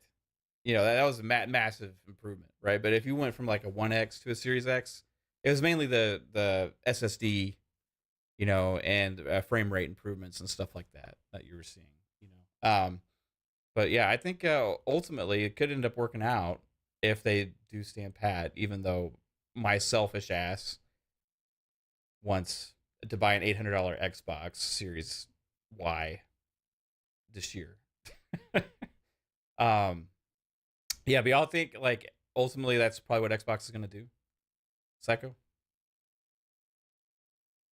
Yeah, no, Psycho. No, it's gone. Pong. No, Psycho fell asleep. Everybody. Yeah, no, this is what I kind of said during my spiel before. It was, yeah, that's what I exactly think. Again, you're not in reactionary mode at this point. If you're Xbox, there's no reason to be in reactionary mode, right? What are you competing for really? Outside of the power narrative. But again, that power narrative thing was said when Xbox was expecting to kind of have a traditional console generation yet again. And obviously a lot of different things happened, whether it was Halo Infinite being delayed or whether it was COVID happening, that kind of changed everything. And then throw in, an acquisition like ABK and changing their philosophy a little bit around what they're doing. So yeah, no, I don't think you can be reactionary. And again, the R&D work would have already had to start. They would already had been prepared for this. And I just don't think they were. If the leaks were legit that we got, all they were looking to do was to make a discless Series X, right? And a new controller. Now, obviously, a handheld could be thrown into the mix. That could have been something that they started working on. But overall, from the console side of things, no. I mean, again, you're not going to react to this. If you went into the generation saying we've got enough power that even if Sony does do a mid-gen refresh, we're okay with that, because what we're looking for is the next gen, right? And that's where a lot of, if Sarah Bond, and again, we know this is CEO speak, and this is obviously propaganda. Obviously, again, we hear this stuff all the time, but let's be real. As I said, when Sarah Bond made these comments, you are laying down the gauntlet for yourself and to your fan base that you're going to do something pretty big. Even if it doesn't quite get to the moon, you're still going to be out of orbit, probably, potentially.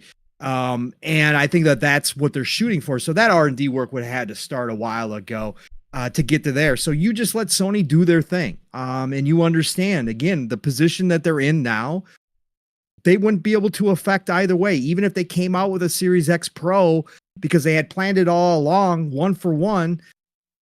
The power narrative hasn't helped them this generation, right? It hasn't done anything for them. So really, that wouldn't change. So why be reactionary and instead saying, nah, we're going in a totally different direction this time, potentially this hybrid system or whatever they're thinking. We're going to go and, pave new roads somewhere else. So let Sony do their thing. They're still in the traditional type of console selling mode. Let them do that. They're going to have advantages. Sure, they're going to sell a ton. Sure, GTA is going to help them out if it runs better on that system. Sure, we might even put Call of Duty running better on their system. But at the end of the day, we expect what our next system to be a leap ahead, and maybe potentially even, tech-wise, really different from what we have considered, traditional consoles to be. So we're going to separate ourselves there anyway. So that's what we're going to prepare for. We've got all of these. And again, Mav, you said it, and then backing off of what I said and what we've speculated on, if this next gen console is going to happen, they've got the talent, they've got the studios now to have a launch lineup or a first year of launch lineup like one that we've never seen before when it comes to first. They really do have that potential. And I think that's what you do to separate yourself on top of whatever you're doing with the console to make it totally different. That's what you do. And you just let Sony have the advantage, do their thing, whatever, fine. Take your cut of the games you're going to put over there. That's cool, whatever. And then you just go all balls to the wall for your next new system and that launch lineup. And you just say, hey, Sony 5, the PS5 Pro was the hot thing 2 years ago. Might want to check out what we're doing. We got the latest and greatest. In fact, we're doing some things that Sony hasn't even thought of yet. And, oh, by the way, you want to play some of the biggest and best games coming out? Yeah, we got those too, because they're all our first party now. So I think that's what you do. That's what I would personally do. So, I 100% agree. All the advantages in their court at that point. Yeah. What about you, Psycho? Like, are you back? Yeah, I was having a smoke, so Smoke break. I saw somebody in the chat say Psycho smoke break. Yep. Do you think that it's ends up working out for Xbox if they do stand pat 2 years later? It's kind of in a way like an advantage because they get another power narrative. I mean, they have to wait for it, but I think they'll definitely be in a strong position. Yeah, because if they announce it in 2025 for, a release of 2026,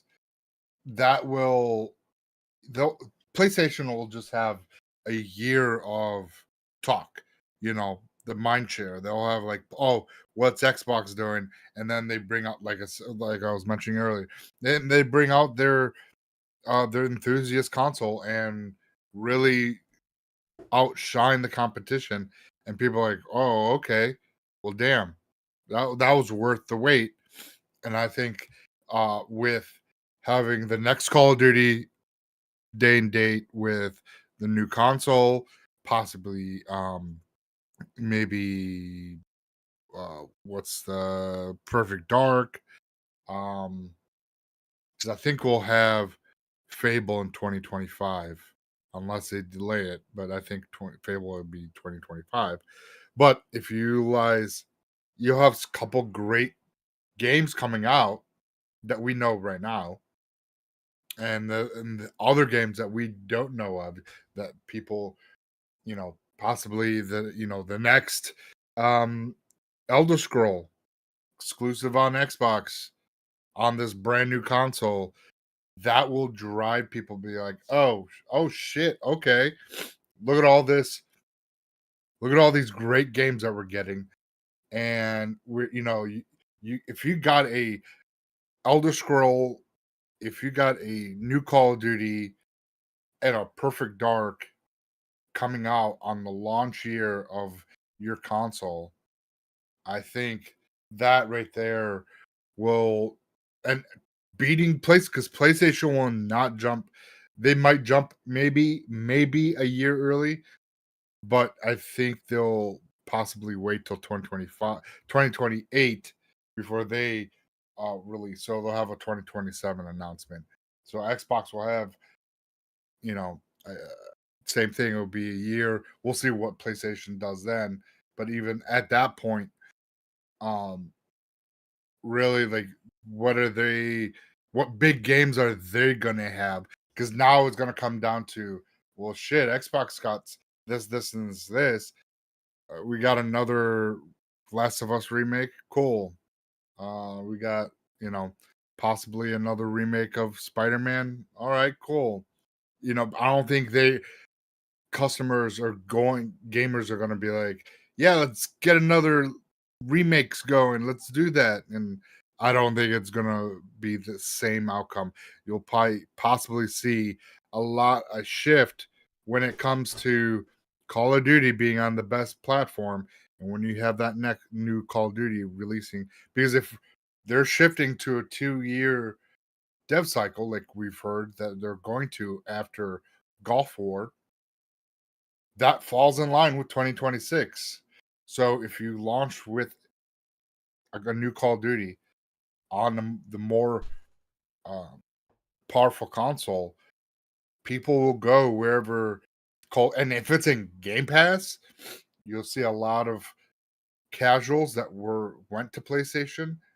And if enough people are talking about it and there's hype, you could see a lot of people coming back to Xbox, and that's where their casual home is, which is fine. And then they get Game Pass and they're trying, like, oh, I would never try this game out before, but Game Pass gives me this accessibility to so many different games. I think there's going to be a mind shift, 100%, because we saw that mind shift started at the beginning of the generation, and then Xbox didn't have nothing in 2022, and that just opened the floodgates of social the journalistic media just going out and just bringing up shit that they've been doing for the whole Xbox One generation, because it was I think they were gave Xbox the benefit of the doubt. That's why we didn't hear a lot of bad talk with Xbox at the beginning of the generation until 2022 is when we started seeing a lot of these articles, because we saw Xbox was the only console that was getting a 90 or above Metacritic rating on their games. Sony wasn't, just Xbox. So I think I think they could get the mind share back if they start doing things right, and if they let the chips fall and start showing that, okay, these acquisitions bring people over, they could again shift their business strategy with how they were thinking, okay, consoles or whatever. Maybe like, oh, wow, we're selling a lot of consoles this generation. Is it because it's a Call of Duty? Is it the power narrative? They're going to play it out and test it, see what they come up with. So I really think that when it comes to the next generation, I think Xbox will prevail, and it'll be a fresh start again, and I think we'll see a Yeah, difference with the media. I don't think there's probably any time where they're gonna win the console market No, again, but like they could gain some share, and I think ultimately like PlayStation could sell less and less over time anyway, because that's what the console market's kind of doing, it seems like. But yeah, but Fuzz, like the overall, like 2 years later, Mhm. when does the PS5 or PS6 come out, or will there be one? Like it's interesting to think about, right? Like Yeah. 2 years after, or 2028? In a weird way, I kind of wonder if this PS5 Pro was The PS6? stuff that they were, yeah, Yeah. essentially the PS6, but called a PS5 Pro, because the architecture is very similar. So you can play the same level of games. You can have the devs just upscale the games to match it for the PS5 Pro slash PS6. If Xbox releases a next gen console in 2026, then yeah, there will be a PS6. It's just that will it be a year later or 2 years later? That's the big question. Like, I really don't see them releasing it at the same time. Obviously, that would be a 2 year window, and it's almost like at this point, if the PS5 Pro is going to hit this holiday, then that means the PS6 is close to being finalized to some extent by that point when it's released, if it's to be released a year after the Xbox. So it's hard to say on the PS6 standpoint, but I think the big thing is going to be how much is this AI learning stuff that's built into these consoles going to be utilized outside of first party. I said it before, for the Xbox, it's going to be the upscaler, and I think that's the big thing that Sarah Bond was hinting to as far as the generational leap.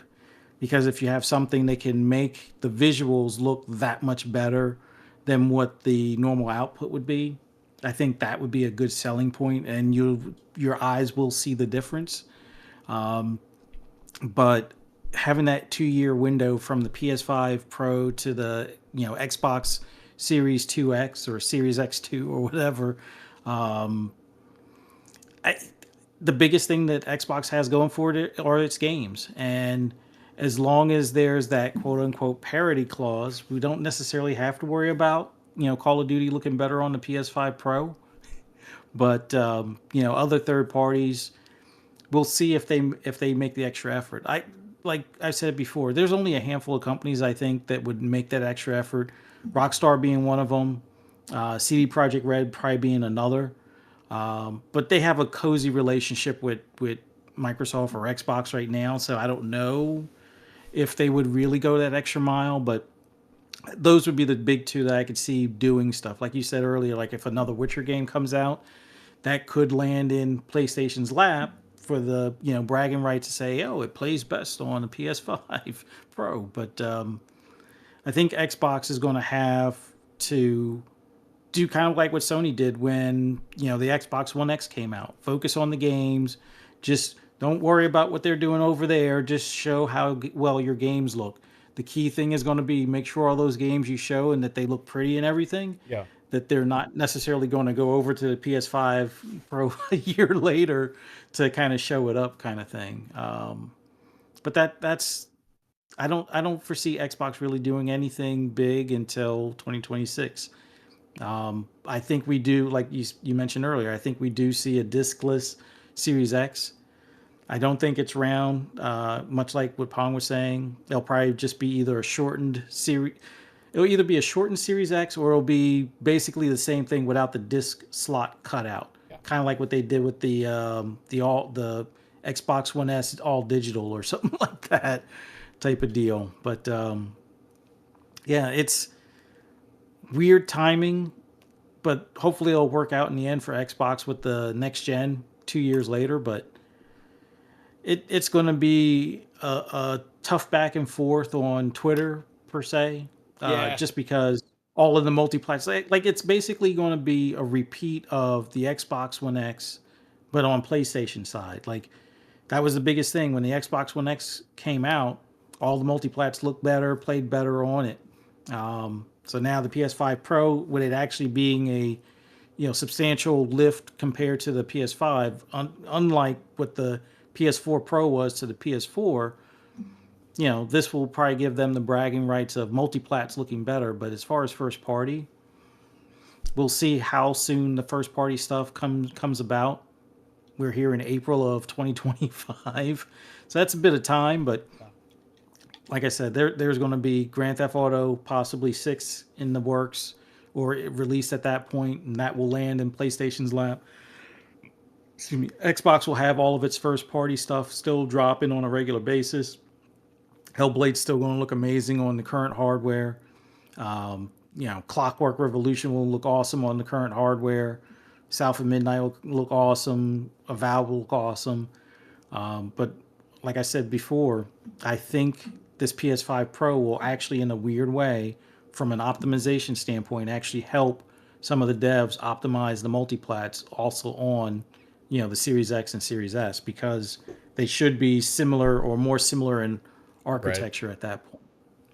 We'll see. Yeah. That's a good point. They're putting in the extra work that they should have been to begin with, or they could still fuck over Xbox users.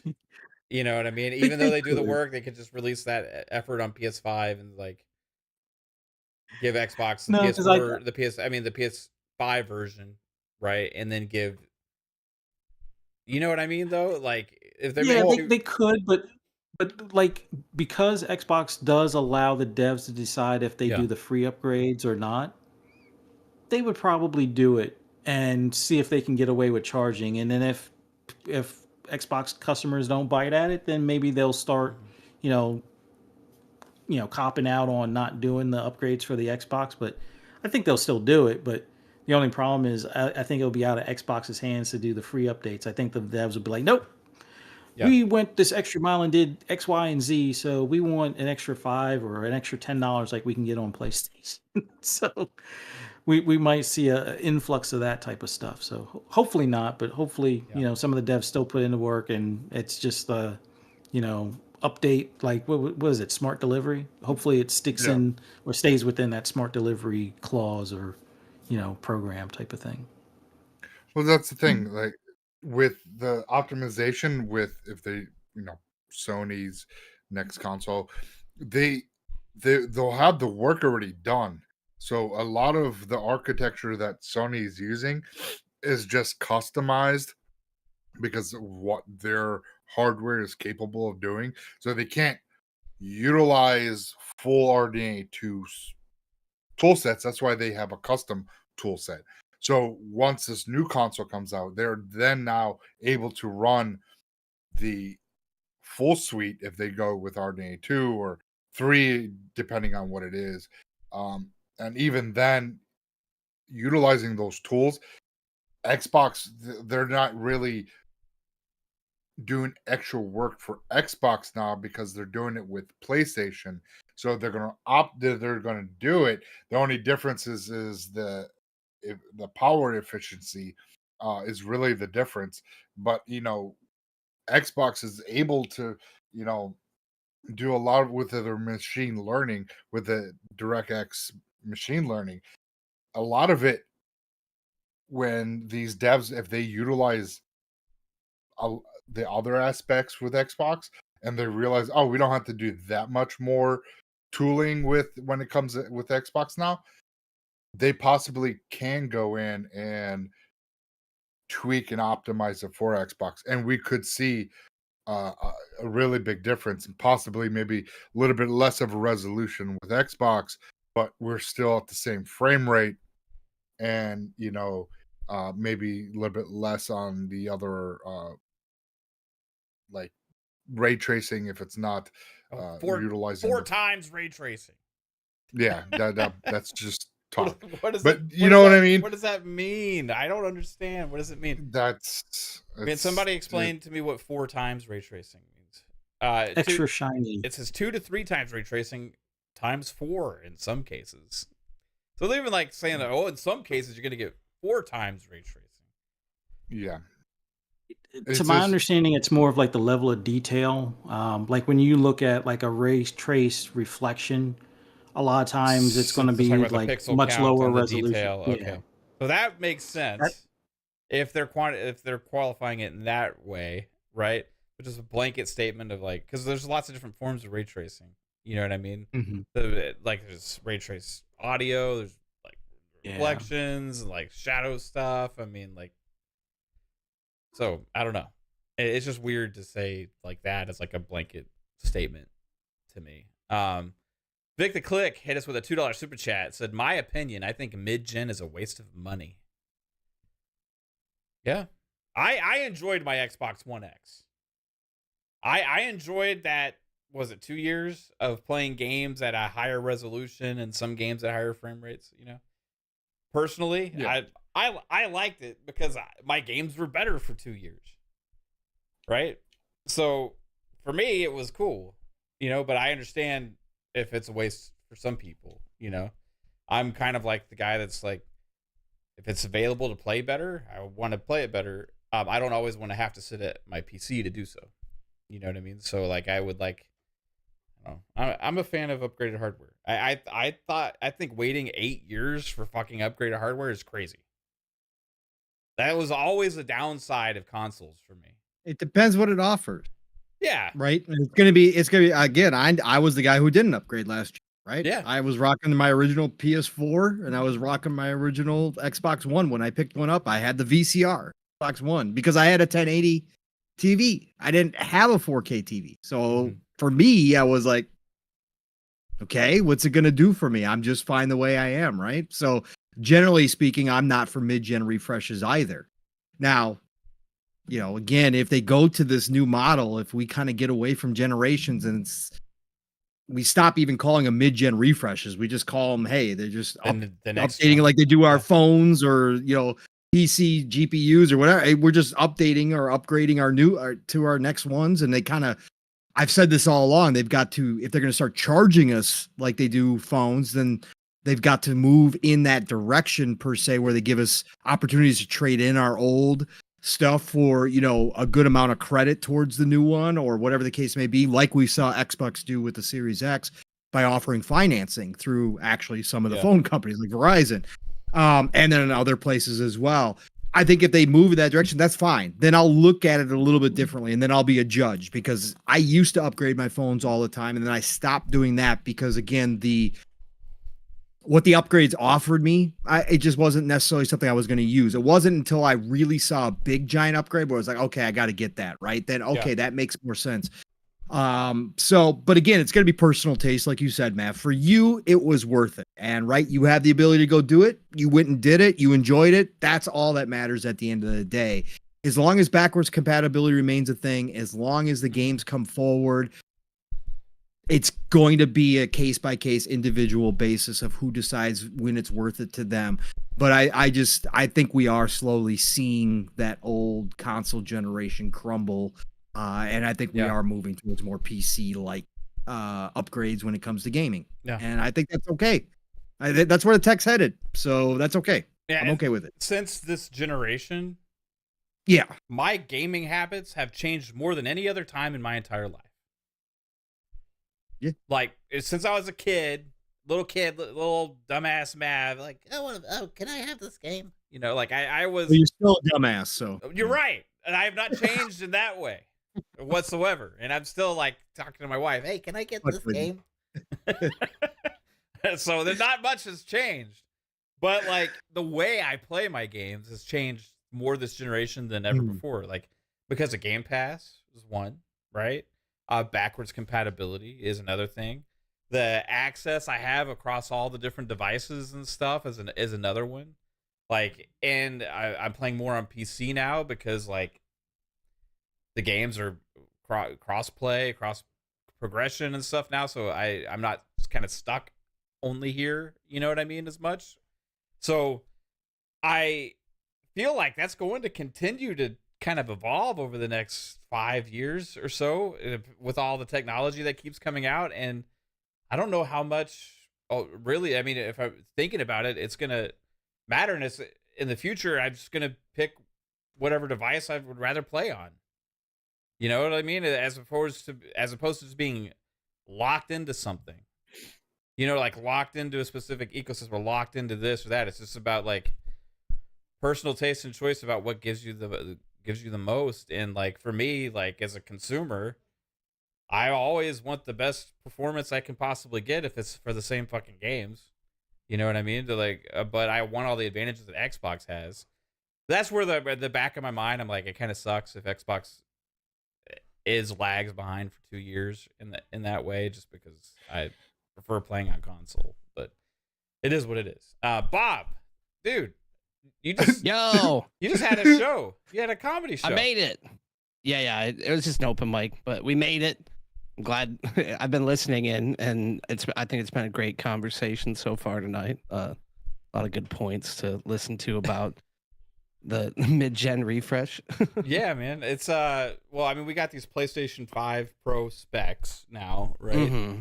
And they sound absolutely fucking bananas. I guess more equivalent to like a 7700 XT. A lot of people are saying it'd have to be maybe like $700-800 potentially if this thing actually hits the market, if it's legitimate. It's supposed to maybe hit this holiday without any games for it from first party. And ultimately, like, first off, do you think that's legitimate? Like, do you think that's because Tom Henderson says it's real, but I don't know. Yeah, and I know Pong said earlier that I was trying to remember which points everybody made about everything and try and have something interesting to add to the conversation as well, but you're always interesting, Bob. Just add. Let's go. Yeah. Doesn't matter. Let's go. But well, I want to make sure I correctly attribute everything as much as I can, because I was listening. I did some grocery shopping before I got home as well, but I was listening in pretty intently. But basically, like, starting off, like the way Pong puts everything though, with the price range and like the power and everything. I know that Psycho did say that he thinks that it's most likely the specs from a developer kit, which that would make a lot of sense as to what we actually what people would have in their hands right now. Like the odds of having an actual final decision on what the consumer device is probably a lot less plausible. I feel like it's going to be interesting to see what these AI upscaling tools are going to be in the next like refresh of consoles as well, because it seems like Xbox is also going down that avenue. And from some of the tools that I've seen with AI that can upscale things, like I do feel like that could be very interesting technology if they can find a way to take some of that effort off of the actual brute force of like the power of the machine and be able to upscale things. Like all of these companies like graphics cards and consoles have been working on things. Like Xbox has like the Velocity architecture that brings things to a higher resolution automatically from like the previous gen. So I do feel like there's a lot of promise with those particular tools. And the thing I feel like I'm most scared of for Sony, which I mean, most people probably wouldn't care about my opinion as to what Sony should do, but I feel like it's plausible that it could be like $800 like Psycho and Pong are saying. And maybe Sony is going to step into that, like further into that premium console experience, like being the Apple and the Mac of the console world. I feel like that's a big risk for them, because they've literally like honestly, like PlayStation has been a hardware company at this point over the last couple of years, and they're providing hardware solutions to play where you want to play, but they don't really have a lot of unique gaming solutions, and maybe they don't need to be the value added option. But I guess we're going to see like how profitable that approach really is if they do start losing ground with like what Psycho was saying, as far as like having, I think it was Psycho that said having like Call of Duty on Game Pass, these games coming day and date to Game Pass. Yeah. I do feel like we might see a shift of gamers like moving away from like the PlayStation centric experience and into the Xbox ecosystem, just because it's a more affordable place to play. Because honestly, like for me, I have been hit or miss with buying Call of Duty since Black Ops 2. I've skipped most of them except for like Modern Warfare 2019 is like the first one I actually played a ton of, and I played Warzone. But like Modern Warfare 2, I regret buying that. Cold War, I regret buying that one. Like I'm trying not to get burned again by it. So yeah. I am very much going to play these games when they're in Game Pass, and I feel like there's a lot of people that would probably be willing to pay $15 a month to do the same. But at the same time, with the mid-gen refresh, I feel like it's a good thing that maybe we are moving away from the console war attitude or like the generation attitude. Because like you said, Mav, like this generation has changed a lot of the ways that we all play. I think a lot of us here never thought that we would be PC gamers at all. I know like Pong and Mav for sure. Like you guys are like me. Like I hate PCs. Honestly, I'm the only one that probably loves it, but I told you guys both, like when you built your PCs, like you guys are going to be playing, because I had said the same thing. Oh yeah. Because I would play my Xbox more, but it's like the thing you have to remember with these consoles as well is that if you do get a 4K 120 frame per second device, you need to have a monitor or a TV which will play it at that level, which is also another $500 to $600 investment for a monitor, or $1,500 or $1,000 investment for a decent TV. And like a lot of like that is like an enthusiast experience. And I feel that at that price point of like $1,000 for a console, where you're literally just buying a box that you plug into a TV that you can't do anything else with, that is like the way things were before, like why not just spend a little bit more money on a PC? Because I mean, I know Pong doesn't like having the extra frames. He prefers the resolution. But for me, like I do like having the ability for more frames. Like I don't care as much about resolution. I love frames. You love frames. You want love the frames. best. you love I love frames. I don't care about the resolution, actually. No. Oh, you're back out. No. Okay. Oh, no, Helldivers, you're pissed because it looked like PlayStation 3. Oh, because no, that was because it was crashing. Oh yeah, that was because it was crashing. Yeah. So I was forced to do it that way. He had to put it in PS3 mode. Yeah, I've been spreading so much fucking democracy, you guys. But I think Xbox's real opportunity at this point in time is if they go in on offering, because I mean the PC, like I'm very strongly feel is like it is still an Xbox. It's still the Xbox platform. It has a long way to go still as far as parity, because there's still some games that you only get on PC, or some games that you get only on Xbox, especially some of the third party things. Like I don't really realize that I'm missing out on it, and I don't feel like I'm necessarily missing out. But sometimes if I don't boot up my Xbox, I'm not necessarily getting the full value of my Xbox. So I'm kind of interested. Like I don't think it's going to be super detrimental to Xbox if they don't have an immediate answer to PlayStation's mid-gen refresh, because it sounds like they're already working on something from what they've told us so far. But we also still have the option to spend $1,000, $1,500, $2,000, $3,000, as much as you want on a PC. So we already have that enthusiast option right away for pretty much all the games that Microsoft's going to offer, plus every other game that you can also play on PlayStation. If you just wait long enough, like we're getting Ghost of Tsushima, so we're getting those too. So I feel like PC is becoming more and more like the enthusiast experience. And I feel Xbox might have an opportunity if they really are possibly considering a handheld, which maybe they will never do it, because a handheld PC, like maybe all these other companies that are building handhelds are like filling the need in that market.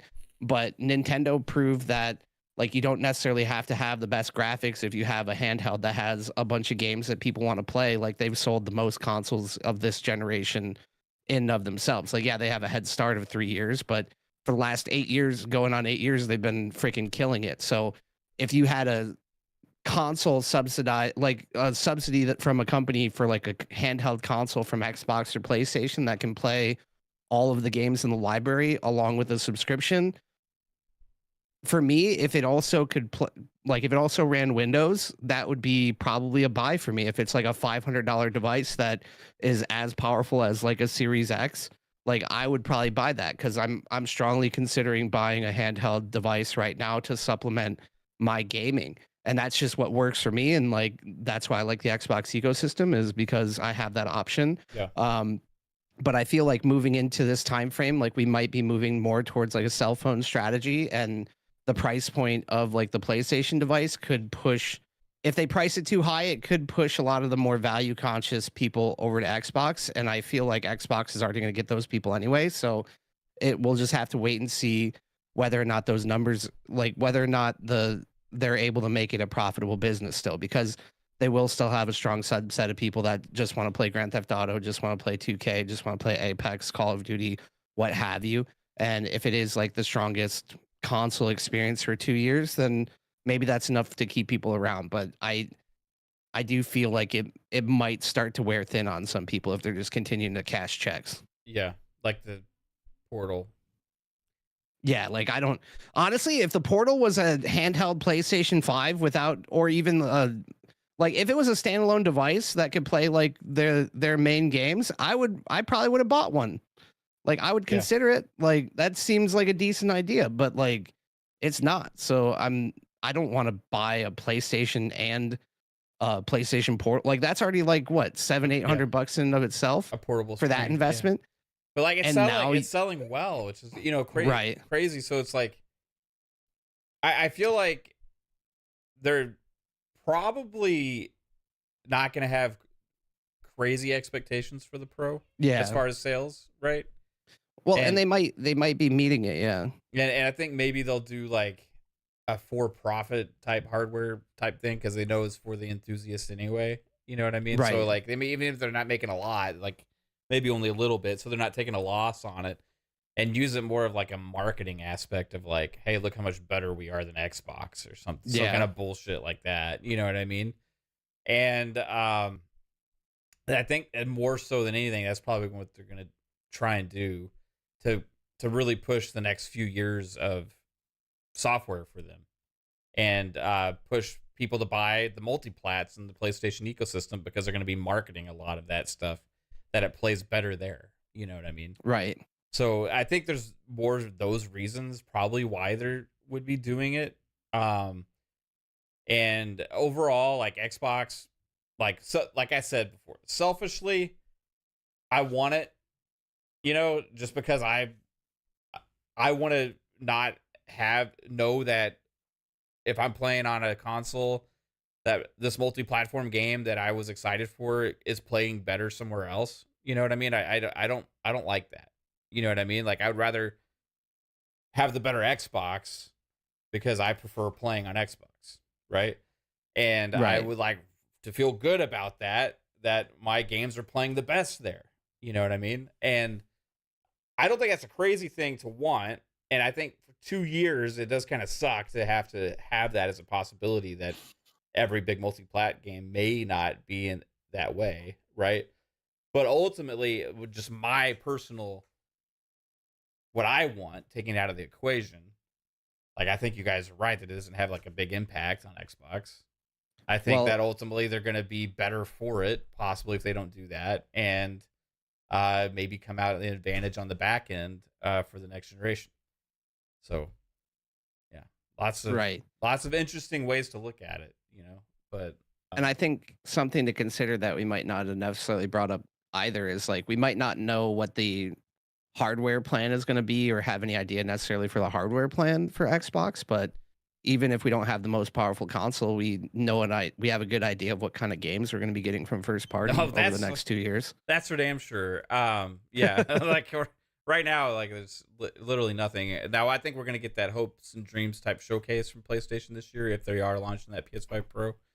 So I think we'll have a better idea. But will it be enough to like, will it be like their 2016 showcase? I mean, that's pretty hard to top, for PlayStation. Like, I don't know if they could do that again, because the games just take too long to make now.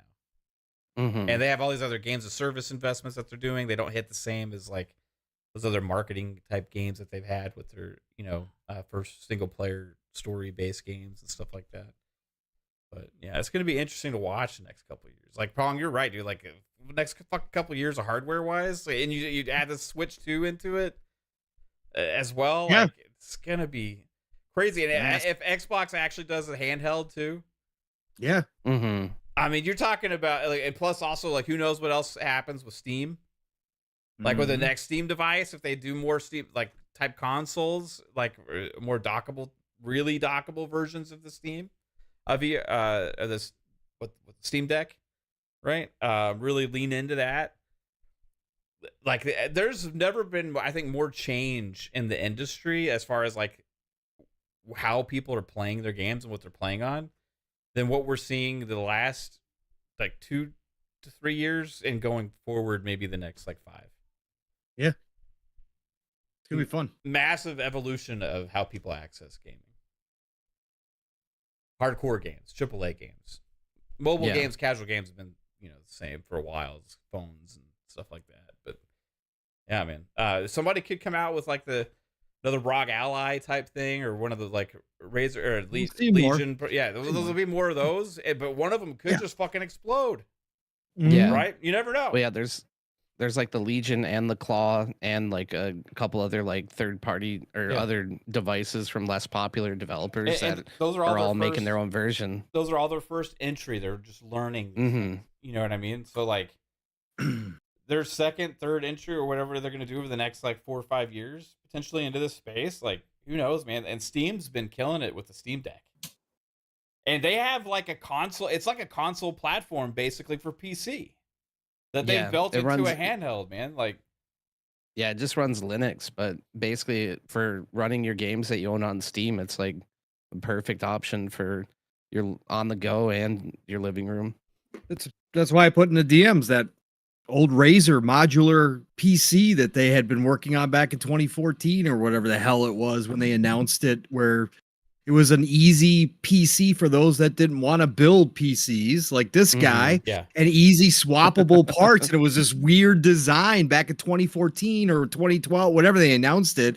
It was a long time ago. Who's to say they haven't perfected that and all of a sudden surprised the world with some, because of how things are now moving and more people are getting interested in PC gaming as well these days.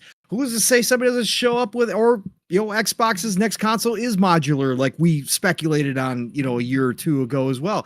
Like maybe that's been perfected to the point where they make this easy put together process for people and it changes things, right? It changes everything, right? Who knows? Maybe Nvidia, with how much money they're making now and AI and all that kind of stuff, maybe their prices come down off of this, incredible mark, and they find a way, tech-wise, to make a high-performing GPU that doesn't cost anywhere near what they cost now, which changes the landscape again, because then all of a sudden everybody goes, well, shit, now I can go make that PC. Now it levels the playing field for everybody, and all of a sudden everybody can have high-end stuff. Like, all that stuff is possible, and I just, that's fascinating to me. But like you said, Matt, this next run of 3, 4, maybe even 5 years potentially of hardware could be just a blast, man, to cover and to talk about. So I can't wait to see what comes up, man.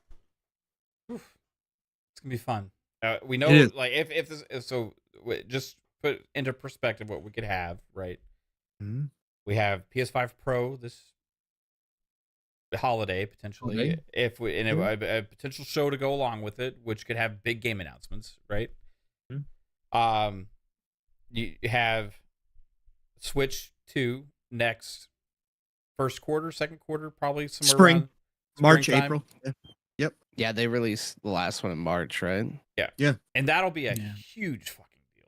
Massive. And honestly, kind of genius. There'll be big games announced for that as well. Huge. And like we'll see Nintendo games probably looking better. I mean, I'm not saying they're going to be like the first party Xbox or PlayStation stuff, right? No, they're going to look like Xbox One, PS4 games. It's going to look cool. It's going to be awesome. I have a feeling they won't look like shit on a big TV. Right. Potentially, yes. That's the biggest thing. Yes. I mean, even if they're like, from, let's say we put it into perspective, like Xbox One X, PS4 Pro level, like fidelity. Maybe with DLSS, they could potentially, yes. I think it's pretty solid. You know what I mean? I think they could maybe achieve that level. Might get Pokemon over 20 frames. Holy shit! Gonna blow people's minds. Oh my god! And then the next year, like you said, Xbox next generation, potentially with also a handheld, right? And a the combo biggest generational leap ever. What Sarah Bond said. Fully AI incorporated. You can talk to it. It's gonna be fucking awesome. Oh, and you best believe in this meantime there will be some new Steam device. Yeah. Mm-hmm. Yeah. Oh, yeah. Deck Steam Deck 2. 2. Yeah. Steam Deck. In this time frame, there will be some Steam thing. That will be a big deal. And then we'll have more other handheld and other forays and entrance into the ecosystem. And also, just keep an eye on Apple. Yep. Apple Holodeck for everybody's home. Let's go. You never Change fucking everything. You don't. know. You never fucking know, man. Like, keep an eye on Amazon. Huh? Like, Money. you never know with because these big players see how big all this is out there. Both of them have been getting more interested in gaming, doing more in gaming. Apple already is one of the top earners in gaming, period.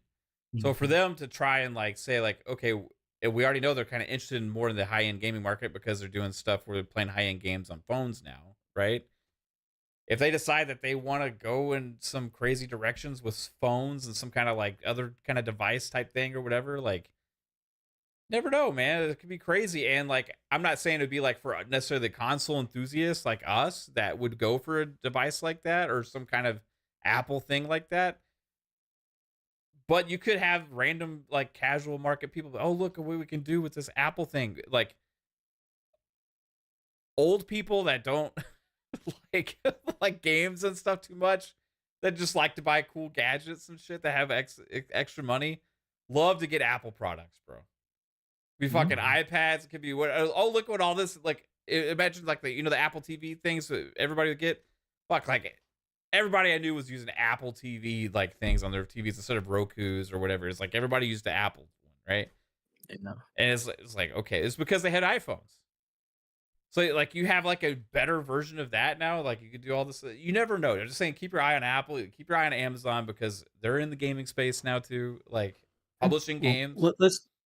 Let's put it this way: if Apple just advertised that the Apple TV that's currently out was a gaming console, I think people would be shocked, and that thing would be flying off the shelves more so than it does already. Like, all you need is an Apple Arcade subscription, and your Apple TV is a console. Yep. I'm just surprised more people haven't kind of stumbled across that yet. Yep. Yeah. It's true. Well, and it would be, if it has Safari on it, it'd be a Game Pass device too for cloud. Yeah. Yeah, and Amazon has Luna, right, which is focused on PC and also cloud streaming and stuff like that. But if they decide to make more of a native device or even a handheld, like the Fire themed one or whatever, for that line, like they move fucking units of all that shit on side because they sell some of their stuff for crazy cheap. I haven't heard that name in a long time. Like they do, like they sell their Fire like sticks and cubes and the like the tablets and stuff. Like they sell that shit for like crazy sales all the time, bro. Like because they want people to have the storefront. They have like one of the biggest storefronts in the world. It looks like they have some of their games even included with Prime now. Yeah. Yeah. I mean, then the year after that, if the PS5 Pro is real, right? 2027, 2028, we got the PS6 potentially coming out, right? Yeah, so if it's a thing, if it's a thing, that might continue forward too. They might be working on something bigger behind the scenes. They might have their own dedicated handheld coming. There's been smoke about that. Like they might jump back into the actual handheld market too. So yeah, we could just be set up for the next 3, 4, 5 years with nothing but hardware coming out. Like legit. Like this could be crazy. This could be a crazy stretch run. Yeah. I mean, just like everything else in the industry. And then cloud gaming will still continue to improve too. Yeah. Go ahead, Fuzz. No, I was gonna say, do you remember seeing that? Was it that techno thing that was kind of like a console or like a mobile or a handheld device, but no screen? You get the glasses instead, so it looks more like a controller. Like I think not the next Xbox, but the Xbox after that. I think that's possibly what we'll all be looking forward to. Like I said before, I think controllers probably for like Gen 11 with an AI chip in them will be all that you need. It'll be just as good as the consoles we have today. You just connect it to your TV through Bluetooth or wirelessly or whatever, and maybe the TV that you have has an Xbox app, and then the chip in the console, in the controller, will allow it to upscale and do away with some of the artifacts and stuff like that for streaming. So I think that's the future we have in the next 10, 15 years. But we might all be chipped by then, Fuzzy. We might all be chipped by then. We'll just jack in Matrix style. Let's go. like, are you working? No, I'm on level 3. Yeah, yeah. On, my switch back right, to the computer screen. I'm working in my right eye and I'm playing games in my left eye. That's where we're at now. That's what we're doing. Maybe I'll just have the AI version of myself work for me. That's even better. That'd be even better. AI me just work, and I just hang out and play games. Yeah, it earns money for me. That's like, can we make that version of AI? I've been real tempted to write a script for like investing, because I have a feeling that that's the next step. Like, I'm kind of surprised somebody hasn't, like, not to do away with like these investment groups, but it's like, just have the AI, have these parameters for buy at a certain level, sell at a certain level, and just let it sit back and, start it with $500, or if you're lucky enough, $5,000, and have at it for a year or two and see where you're at. Oh man, that sounds crazy. Somebody invent a way to really like ultra decipher the stock market and program a bot to. Fuck, man. I mean, we have bots to buy sneakers as soon as they go on sale, and the same thing we saw with the consoles. Yeah, they were buying all the PS5s. 100%. I think bot do something like that for the stock market. Scalper's gonna go wild. Yeah, I'll get in on that with you. I don't know how to do any of it, so I'll just take the money that you earn from it. But like, other than that, I'm down, man. Sounds awesome. I think there was a comment on one of the videos that I made that made me chuckle, where someone's like, because it was like PlayStation's already talking about, or like PlayStation, Xbox already talking about like next generation hardware, and they're just like, wow, PlayStation 5 already spent half its life cycle in a scalper's basement, and we're already talking about next generation console. It hasn't even moved yet. Yeah. Oh, got so much dust. Some say they're still down there. Yeah. Dungeons full of them, bro. There is something to be said to just that, like, thinking about it. Like, I know we still have a couple years left. If we do get 2026 launch for next gen, right, for Xbox, we say 2 years, but that's closer to 3 years away in reality, right? Because we're in March right now. So we have, I think, like 2 years and like 8 months, roughly, potentially around that time, if that works out. Do we see Perfect Dark and State of Decay 3 and all these games come out before then? Because it just thinking like before the launch of this generation, there was like a lot of those games that were marketed and stuff. And it'd be kind of crazy to see those like as the next gen when they were like promoted for like before launch of this gen. Yeah. I said that. I said they would. Again, if you're gonna do it early and you want the ultimate lineup, you do hold a couple of those games to go along. Perfect Dark. Why not? What exactly? Work on them, polish, spit shine them until you can't be spit shined anymore. Have them fully upgraded for the next gen with whatever this thing's gonna be, and be ready to rock and roll. Sure, still have the last gen version, right? But you have it for your launch lineup, like as a brand new game. Like that's the kind of control that they have right now. And again, the way this generation's gone, you kind of got to think Microsoft is kind of thinking about that stuff. Why not? I mean, again, I don't want that per se. I want these games to come out as soon as they can possibly come out. I mean, even though I've got too many to play already, I don't care. Just keep adding them to my pile. I want to try them. I want to see what they look like. But yeah, if you're business wise and you're going to go all in on that next gen, sure. Why not? Why would you not hold back a couple of them? I would. Yeah. I mean, I show think off Perfect that power. Dark makes this. Yeah, I think Perfect Dark makes this generation, but State of Decay 3 definitely either cross gen or next gen only. Yeah. Yep, I agree. Hoping we get I'm hoping we get to see Horizon 5 or Horizon 6 this gen, but I could see that being kind of withheld as a cross gen. Finally get a Japan. Come on, Fuzzy. Like the biggest request ask for all time, and you launch it with your next gen console with all the bells and whistles in Japan. Yo. I mean, again, just marketing wise and business, it just makes too much sense that they would do stuff like that. Yeah. I don't know, man. Yeah. Huge. I think it'd be like a L, you know, a little bit like I have Worse. like before the launch to have. All right, here's our games coming Yes. on the Xbox Series X, and then like, oh, it took us so damn long. It's also like launching on the next gen, but it's also Right. still on Xbox Series X. So we Yeah. didn't lie. You know? No, we just went early, so we Yeah. just kind of held it a Yeah, little we bit. were just right? so hyped. You know what I mean? We made these games that take fucking 8 years to make, man. It's like crazy. We tried to rush Halo out and it didn't work, so we're not rushing anything this time. We're gonna give it as much time as it needs. The man. more time that passes about Halo, like the more like pissed I get because of all the passes PlayStation gets for their bullshit. Like I know. like It's always gonna be that just way, though, bro. So fucking horseshit, man. Like I swear, It is. Oh, hey, Yeah. factions.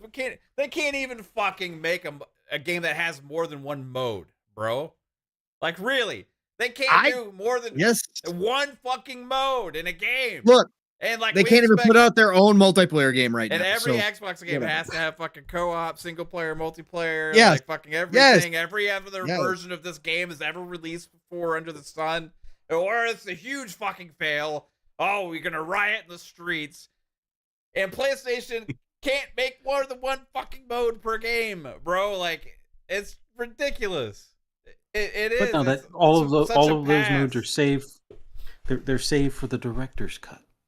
Yeah. I mean, again, that's the other thing too. Is obviously if Xbox was doing all the director's cuts versions of this, God, there'd be no end to the talk. But man, it's always going to be that way. It's not going to change, right? Yeah, it's crazy, dude. It's crazy though, bro. But you got to, if you're Xbox or Microsoft, you just got to, again, you ignore that and you do what you do. But I'm just saying, like, if you're gonna go early and you're gonna launch that console, imagine having a brand new Halo game. Imagine that they are working on it right now. We've heard the teams are firing up again. They're working on multiple projects. Imagine a brand new Halo game. Imagine, like Fuzzy said, Forza Horizon 6, Japan launching on it. Imagine Elder Scrolls 6 within the first year of launch on that console. State of Decay 3 as a launch title. Like, brother, you can't deny that if you are going to push the next gen, and this is going to be a leap like we haven't seen before, according to them, and you're going to be pushing new tech, that's one way to do it, man. I mean, it really is. Yes, sir. Take me to the promised land. You got the best Call of Duty coming out that year in the Game Pass, right? Who knows? Might have, next gen version of StarCraft relaunching that year. You could have, my God, I mean, who knows? You could have a brand new Diablo by then. Give me more, Pop. Tell me more. They have all of this at their disposal. Like they would be, and again, it would be the first time we say this is common sense. Yes, all in Game Pass. Launching a new version of Game Pass. Tell me more. Right, the new version of Game Pass with the next gen console, man. I mean, I'm just talk dirty to me, Pong Soul. Give me more. and they're not gonna raise the price. Oh my God. Oh fuck. I know, That'd man. be the time to do it, though. That'd be the time to raise the price if they're going to do it.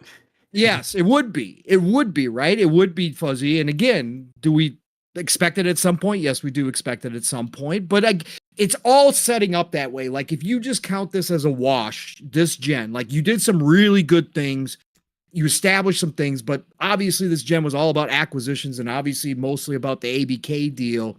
And you really didn't make a dent in the console war. So you waved the white flag on that. You said, we're moving in a new direction, but we're going to keep making consoles. Xbox is still obviously a pillar. They can't say it any more than they already have, but we're going to redefine consoles. We are doing something completely different, which a lot of us believe that they are attempting to do.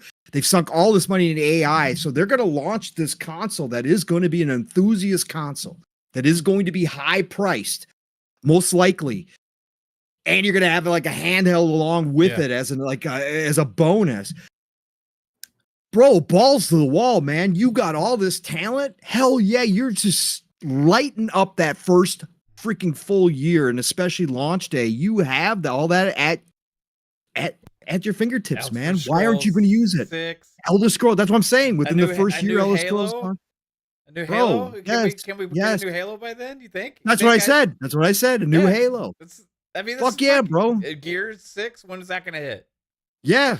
What happens if they do hold Gear 6? When we get the Marcus Phoenix collection, they start rebuilding. We get the Netflix show coming out. They start rebuilding the hype. Unreal 6. Yeah. Why not? Gear 6 on Fuck Unreal it. 6. Fuck it, man. They got 5 times ray tracing on the Xbox. That's what I'm saying, man.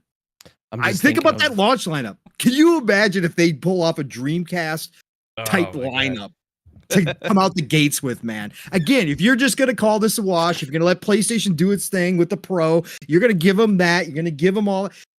Oh, then you could have GTA 6 set up with 2K to launch on the new system with all the bells and whistles of your new system. You get into that. You could come out with a Dreamcast 2 type scenario where you just blow the competition out of the water with so much content that you can't be ignored. Again, does that actually happen? No clue. We've said lots of the common sense things that should happen, and we wind up being completely wrong because they just do the opposite, or we're like, what the fuck are you thinking? But they are set up. Realistically, they are set up with what they've done acquisition wise to do something like that. And I could see it clear as day. I mean, it would be a freaking bro. I can't just imagine. Just like unleash the fucking gauntlet, bro. Like the gauntlet, bro. Yeah. On the most powerful, choo motherfuckers. Well, how much? If they had all of that stuff, like within the first year, right? Yeah. And they had like those 2 options with the enthusiast, expensive, and the handheld version. Yeah. That would do some major fucking damage. Like with Game Pass on top of it, like you can't ignore. Like that's just, and all this is on PC too. Like everything. I mean, it's just right. It's all part of the ecosystem, and if they're linking them all together, so that's even more seamless than it currently is, right? And that it's that easy. Like your game is just everywhere between all of those different devices, including PC and even mobile at that point. Fuck yeah, man. I mean, again, that's kind of the vision they've been speaking to. Bruh. Like that's bruh. Where is it? Chris Jones says bro emote income. We already have the bra emote, bruh. Yeah, bruh. I'm just saying, I'm just speaking out my ass, but I could see that potential. Hey, that's all. I like the way your ass speaks. Whoa. Oh. What? Is it talking shit? A little bit. Good shit. Oh, okay. Good shit about the future of games in the golden age, my friend. That's what it is. It is. Yeah. Yeah. It's fun to think about, man. Go ahead. Yeah. Go ahead. Psycho, I know being trying to jump in here. No, I was going to say, PlayStation. All right, everybody, that's going to do it. Last of Us Part 2. All right. What's Psycho? No, PS6 comes out with, Last of Us Part 2 remaster remake. Yeah. Or God of War. They could do a God of War remake because they haven't done those yet. Yeah, that's the PS6 launch lineup, just remasters for every PS5 remasters. Mm-hmm. Yeah.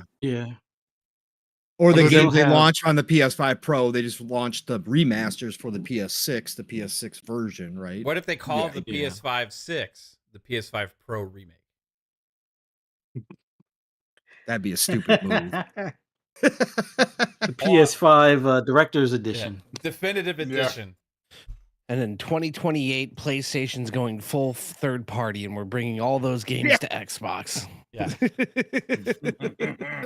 PS5 Director's Cut. Oh man.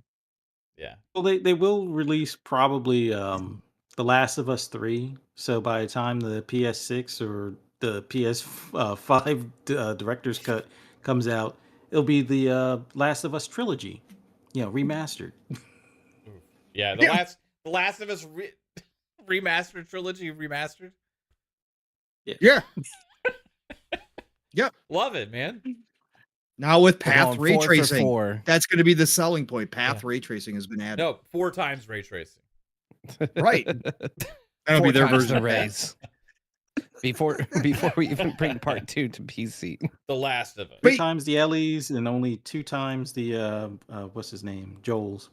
Yeah, right. But by that first year launch too, you could have the new Witcher, right, Mav? You could have the new Witcher by that launch year too. So you could have a deal with CD Projekt Red again to promote it on the biggest and baddest console. No, again, it's all kind of lining up for that. And it could run horribly on last gen consoles and completely be a disaster. But be phenomenal on the Xbox console, right? Absolutely. That's the place to play it. Yeah. I can see But all this man. Yeah, all that is lining up. Yeah. I think this is gonna Let's go. I think it's been foretold. Titanfall 3 that same year, launch exclusive on the new Don't Xbox play with my console, going emotions. back to the old school. After Respawn hires all their staff back. Right? I don't think it's ever going to happen at this rate. We're just projecting. But again, I just think there's a lot to be desired. There's a lot on the table for them that they could do it that way. Who knows if that's the plan ultimately, but I just think there's a lot on the table and there's a lot to choose from. And I just can't imagine that all these smart people running $1 billion company underneath $1 trillion company. Again, we've seen it time and time again. It doesn't always work this way, but you get that many people in the room. They can't, if they're serious about keeping Xbox around and they're serious about this vision in the future, I just can't imagine you not sitting around like, Booty has been talking about just trying to figure out the roadmap, but seeing that date, if that date is there and you're like, we are hitting early next gen and you got these games and they're all like getting finished up within like a year and a half or a year prior to that next gen console launch, like how easy is it just to go, yeah, we got plenty in the pipe, let's push some of those there. Let's just, hey teams, we're going to give you the specs on this next gen hardware. Start working on that while you're polishing up. All right. Just start working on that. Let's beef these up a little bit. I just see it all working out that way, man. Yeah, they could do this, man. They legitimately, they could pull this off, Pong, and it could be insane. Or yes, they could fuck it all up. It could just be complete done. They could just fuck it all up. I don't know. Now with this much this many studios and this much I don't know if that's even possible. Sure it is. Again, nothing's absolute, but I just see they're just in such a strong position. They're one of the, if not one of the biggest, largest publishers in the entire world. News they've got the money. Tomorrow, Blizzard has become independent. Jesus, shot. No, stop. Oh, man. Launch a new World of Warcraft that same year on console as well. Yeah. You just die. You could just freaking kill. Yeah, World of Warcraft console would be a game changer, bro. Like a brand new version. Yo, oh my god, they could crush.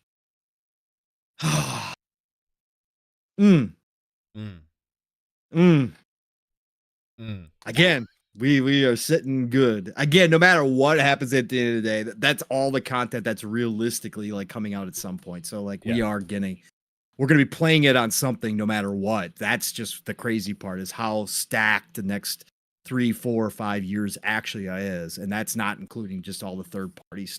Yeah. That's why people are saying that, we're on a downswing or that gaming just isn't what it used to be. I just don't get it, man. Fucking so much awesome games all the time. It's a lot of negativity in the industry right now, you know what I mean? But like if you just really sit back and look at what we're getting as far as like gaming and like games, like and the devices we're playing on and stuff, like fuck man, shit's pretty good right now, bro. It's beyond good. Bruh.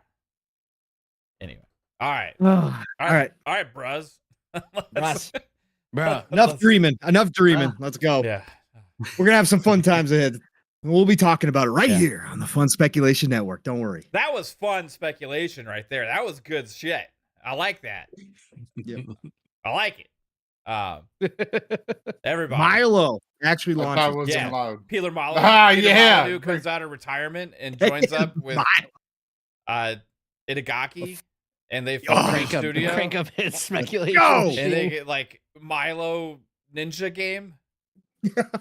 Full AI. You Yeah, see, let's it's go. a boy that is indistinguishable from human life. And if you abandon him, you have to pay child support for Oh, 18 God. years. No, we don't need that. With story created from legendary Hideo Kojima. We've been the first ones to program love. You will love this boy more than Kratos loves his own son. Milo ages realistically. He will live beyond you. He will die in your arms. You will have to feel. No, you will die in his pain. arms.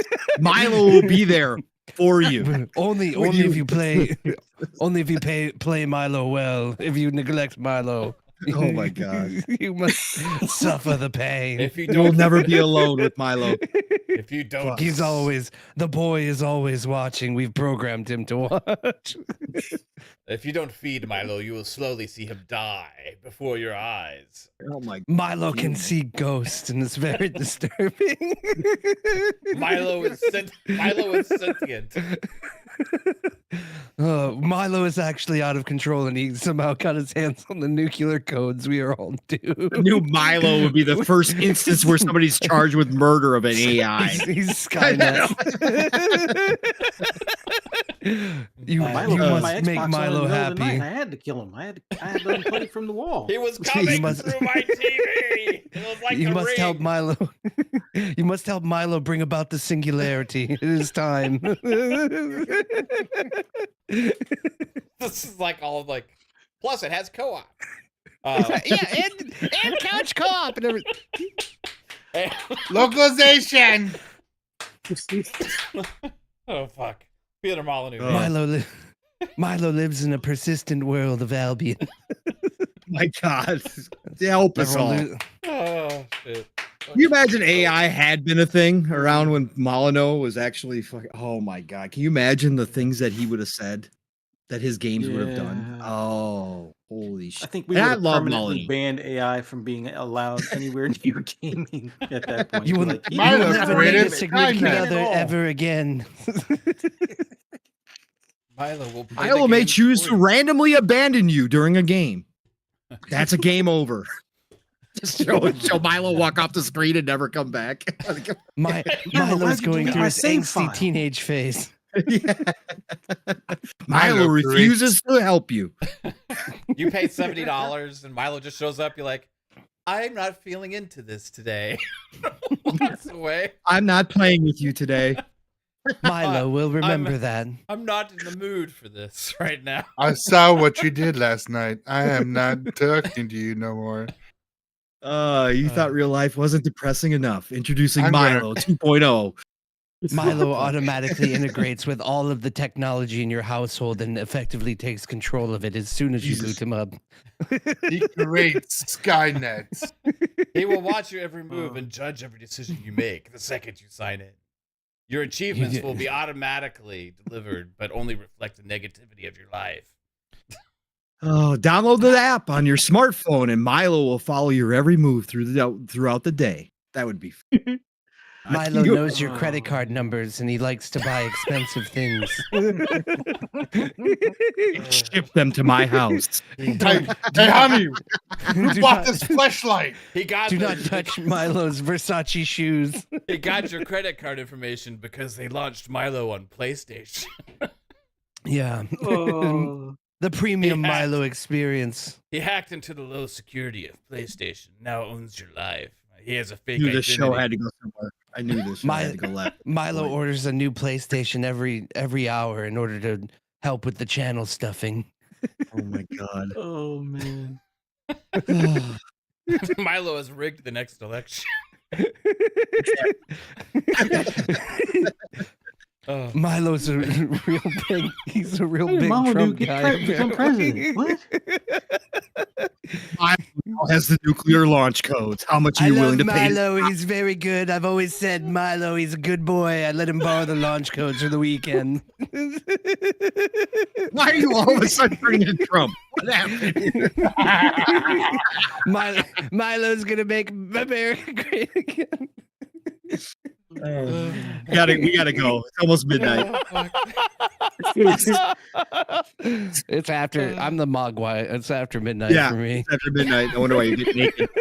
Go. All right, guys, we gotta head out. Have a good one.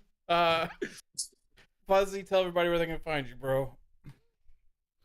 This was a blast, guys. Always awesome time being here with you guys. Thanks to everybody coming out in the chat. Share, like, subscribe if you haven't already. For those that want to hear my rambles and rants, just follow me on the app formerly known as Twitter at fuzzy_Belvedere. Check me out and Pong and PTK Blam tomorrow on the Shop Podcast. That's 9 p.m. Eastern Standard Time because of the time change, except for in Arizona and Hawaii. Pixelated Echoes on Sunday at 8 p.m. with me and 3-Bit. On Pixelated Echoes is the channel. Just search in YouTube. You'll find the channel. And then on Monday, Xbox Lunch Break Special at 12 noon on Double Barrel Gaming with Mr. Boomstick XL. And then later that evening, FSP right here on this channel, Fun Speculation Network, 10 p.m. Eastern Standard Time. Hope to see you there. Thanks again. All right, man. Thanks, Fuzzy. Appreciate you, bro. Game Pass Dad, what about you, sir? Guys, thank you for letting me pop in. Better late than never. I'm glad that we got some good giggles and talks in. Amazing podcast. This was really fun to listen to before I showed up. But you guys can find me on Twitch, Twitter, YouTube under Game Pass Dad if you want to hear my Xbox rants. I've been making some good YouTube videos, or find me on Instagram, TikTok, Game Pass Dad everywhere. And I'll be here as many times as I can because I absolutely love talking shop with you guys. Right on, man. Appreciate you hopping in, dude. I know you had a busy night, so it means a lot. Oh, hell yeah. I'm trying not to miss it as much as I can. I always love being here hanging with you guys. It's a blast hanging out with you on the show. We love you, Bob. Yeah. Thank you. We love you. It means a lot. Psychonauts, what about you, sir? Where can everybody find you? Sure. You guys can find me everywhere with Milo on Twitter. We're going to be hanging out, taking over the world. Probably maybe get some ice cream and, go hang out with Cornbread. No, you guys can find me social media everywhere. Good night. Yeah, right on, man. Before I forget, I did miss 2 things. Caper Grant 692 earlier. Sorry I missed this. Gifted a Fun Speculation membership. Shout out to you, Caper Grant. Choo choo, motherfucker. You are awesome, and I super appreciate you, sir. Also, Thank you, Caper. Spartan661 hit us with $5 and said, Xbox played that card because they can, and it will do so in the future. Ignorant media will never want to see or report the truth. Sony can't keep up. Yeah, I think ultimately Xbox is in a stronger position in the long run. That's just the reality of the situation. No matter what people say, because how many consoles Sony has sold, Xbox in a position of strength because they have so many fucking studios. They have Microsoft behind their back, and they are in a much larger ecosystem than PlayStation is. And they also have a way better subscription that's more appealing to gamers. So that's all of those things all together add up to a position of strength. But thank you so much, Spartan661. Sorry it took me a while to get to that. Pong Soul. Yes, Tell sir. everybody where they can find you, bro. Yeah, great night, brothers. Again, sorry, Chad, I was late. Sorry, panel, I was late. Don't like doing that. So I wasn't planning on it. It was unexpected. But anyways, it was great to chat with you all. Again, not a big news week. Again, obviously the PS5 Pro news, not necessarily news for Xbox Ultimate, but we got to talk about it because it is gaming and it was some of the biggest stuff this week. So appreciate you all tuning in. Had a great time tonight. Great to be back on a Friday night after I took last week off. So appreciate every single one of you. Nothing but love and respect. And brothers, it means the world to me to be able to get on here and talk and kind of escape sometimes reality. So appreciate every single one of you as well. You guys all know that. You guys are family to me. Otherwise, you know the drill. Tomorrow morning, it is Living Split Screen. Steel and I will be live, raw, and uncut. 4+ hours. Don't matter what kind of week it is. Steel and I just bullshit. So it's going to be fun. So you got to come on by, drop on in. We will be there at 10 a.m. Eastern, 9 o'clock Central Time, living split screen tomorrow morning. Be ready. I will be ready tomorrow morning to rock and roll. So be there. Join us. We're going to have a good time. And then, of course, tomorrow night, like Fuzzy said, The Shop Podcast, PTK Blam's channel, the best way to end your Saturday nights. Don't miss it. I don't know if we're having guests tomorrow or not. But just chill out with us. Have us on in the background while you're playing games, because I know Saturday night's made for playing games. But we will be there. Fuzzy, did you say the times? Are we back to 9 p.m. Eastern, 8 o'clock Central? Is that correct, sir? Yep. Yeah. Yes. Time Okay. change. Yeah. Yeah. The time change. I guessed on Thursday night, and but yes, it always confuses me. But 9 p.m. Eastern, 8 o'clock Central Time tomorrow night. The Shop Podcast. Be there. Next week it starts all over again. Always shout out Double Barrel Gaming, the channel, Mr. Boomstick the man, because he does nothing but good things out here 5 days a week. But Tuesdays, it's Xbox Factor Podcast, all good things green, 12 p.m. Eastern, 11 o'clock Central Time. And the brother from another steel, Rain, is now on there when he can. So please join in. It's always just a pleasure to listen to those guys over there on Tuesdays. And then Thursdays nights is when my podcasting week starts right here on this channel with the man, Fun Speculation. That's right, PM in the PM, Pong and Mav in the PM every Thursday, 7 p.m. Eastern, 6 o'clock Central Time. Hopefully we have a little bit bigger news week, but we still had a great show last night. So if you didn't catch that, go check it out again. Otherwise, God willing, I'll be back next Friday for another episode with these fine gentlemen right here on Xbox Ultimate. It's a golden age, people. It is. Lots to play right now. So please have a great start to your weekend. If you've already started your weekend, I hope it continues to be amazing. Please get out there, play what you love what you play, and I'll talk to you all real soon in about 8-9 hours. We'll see you then. Right on, man. Later. Hey, everybody, thank you so much. As long as I don't get hit by another asshole, I will have FSP on Monday, and then we'll have PM in the PM Thursday. Friday night's Xbox Ultimate Podcast. I hope you are all amazing and have a great night. Have a great weekend. And talk to you all soon. Peace out, everybody. Bye. Good night, everybody. Bye.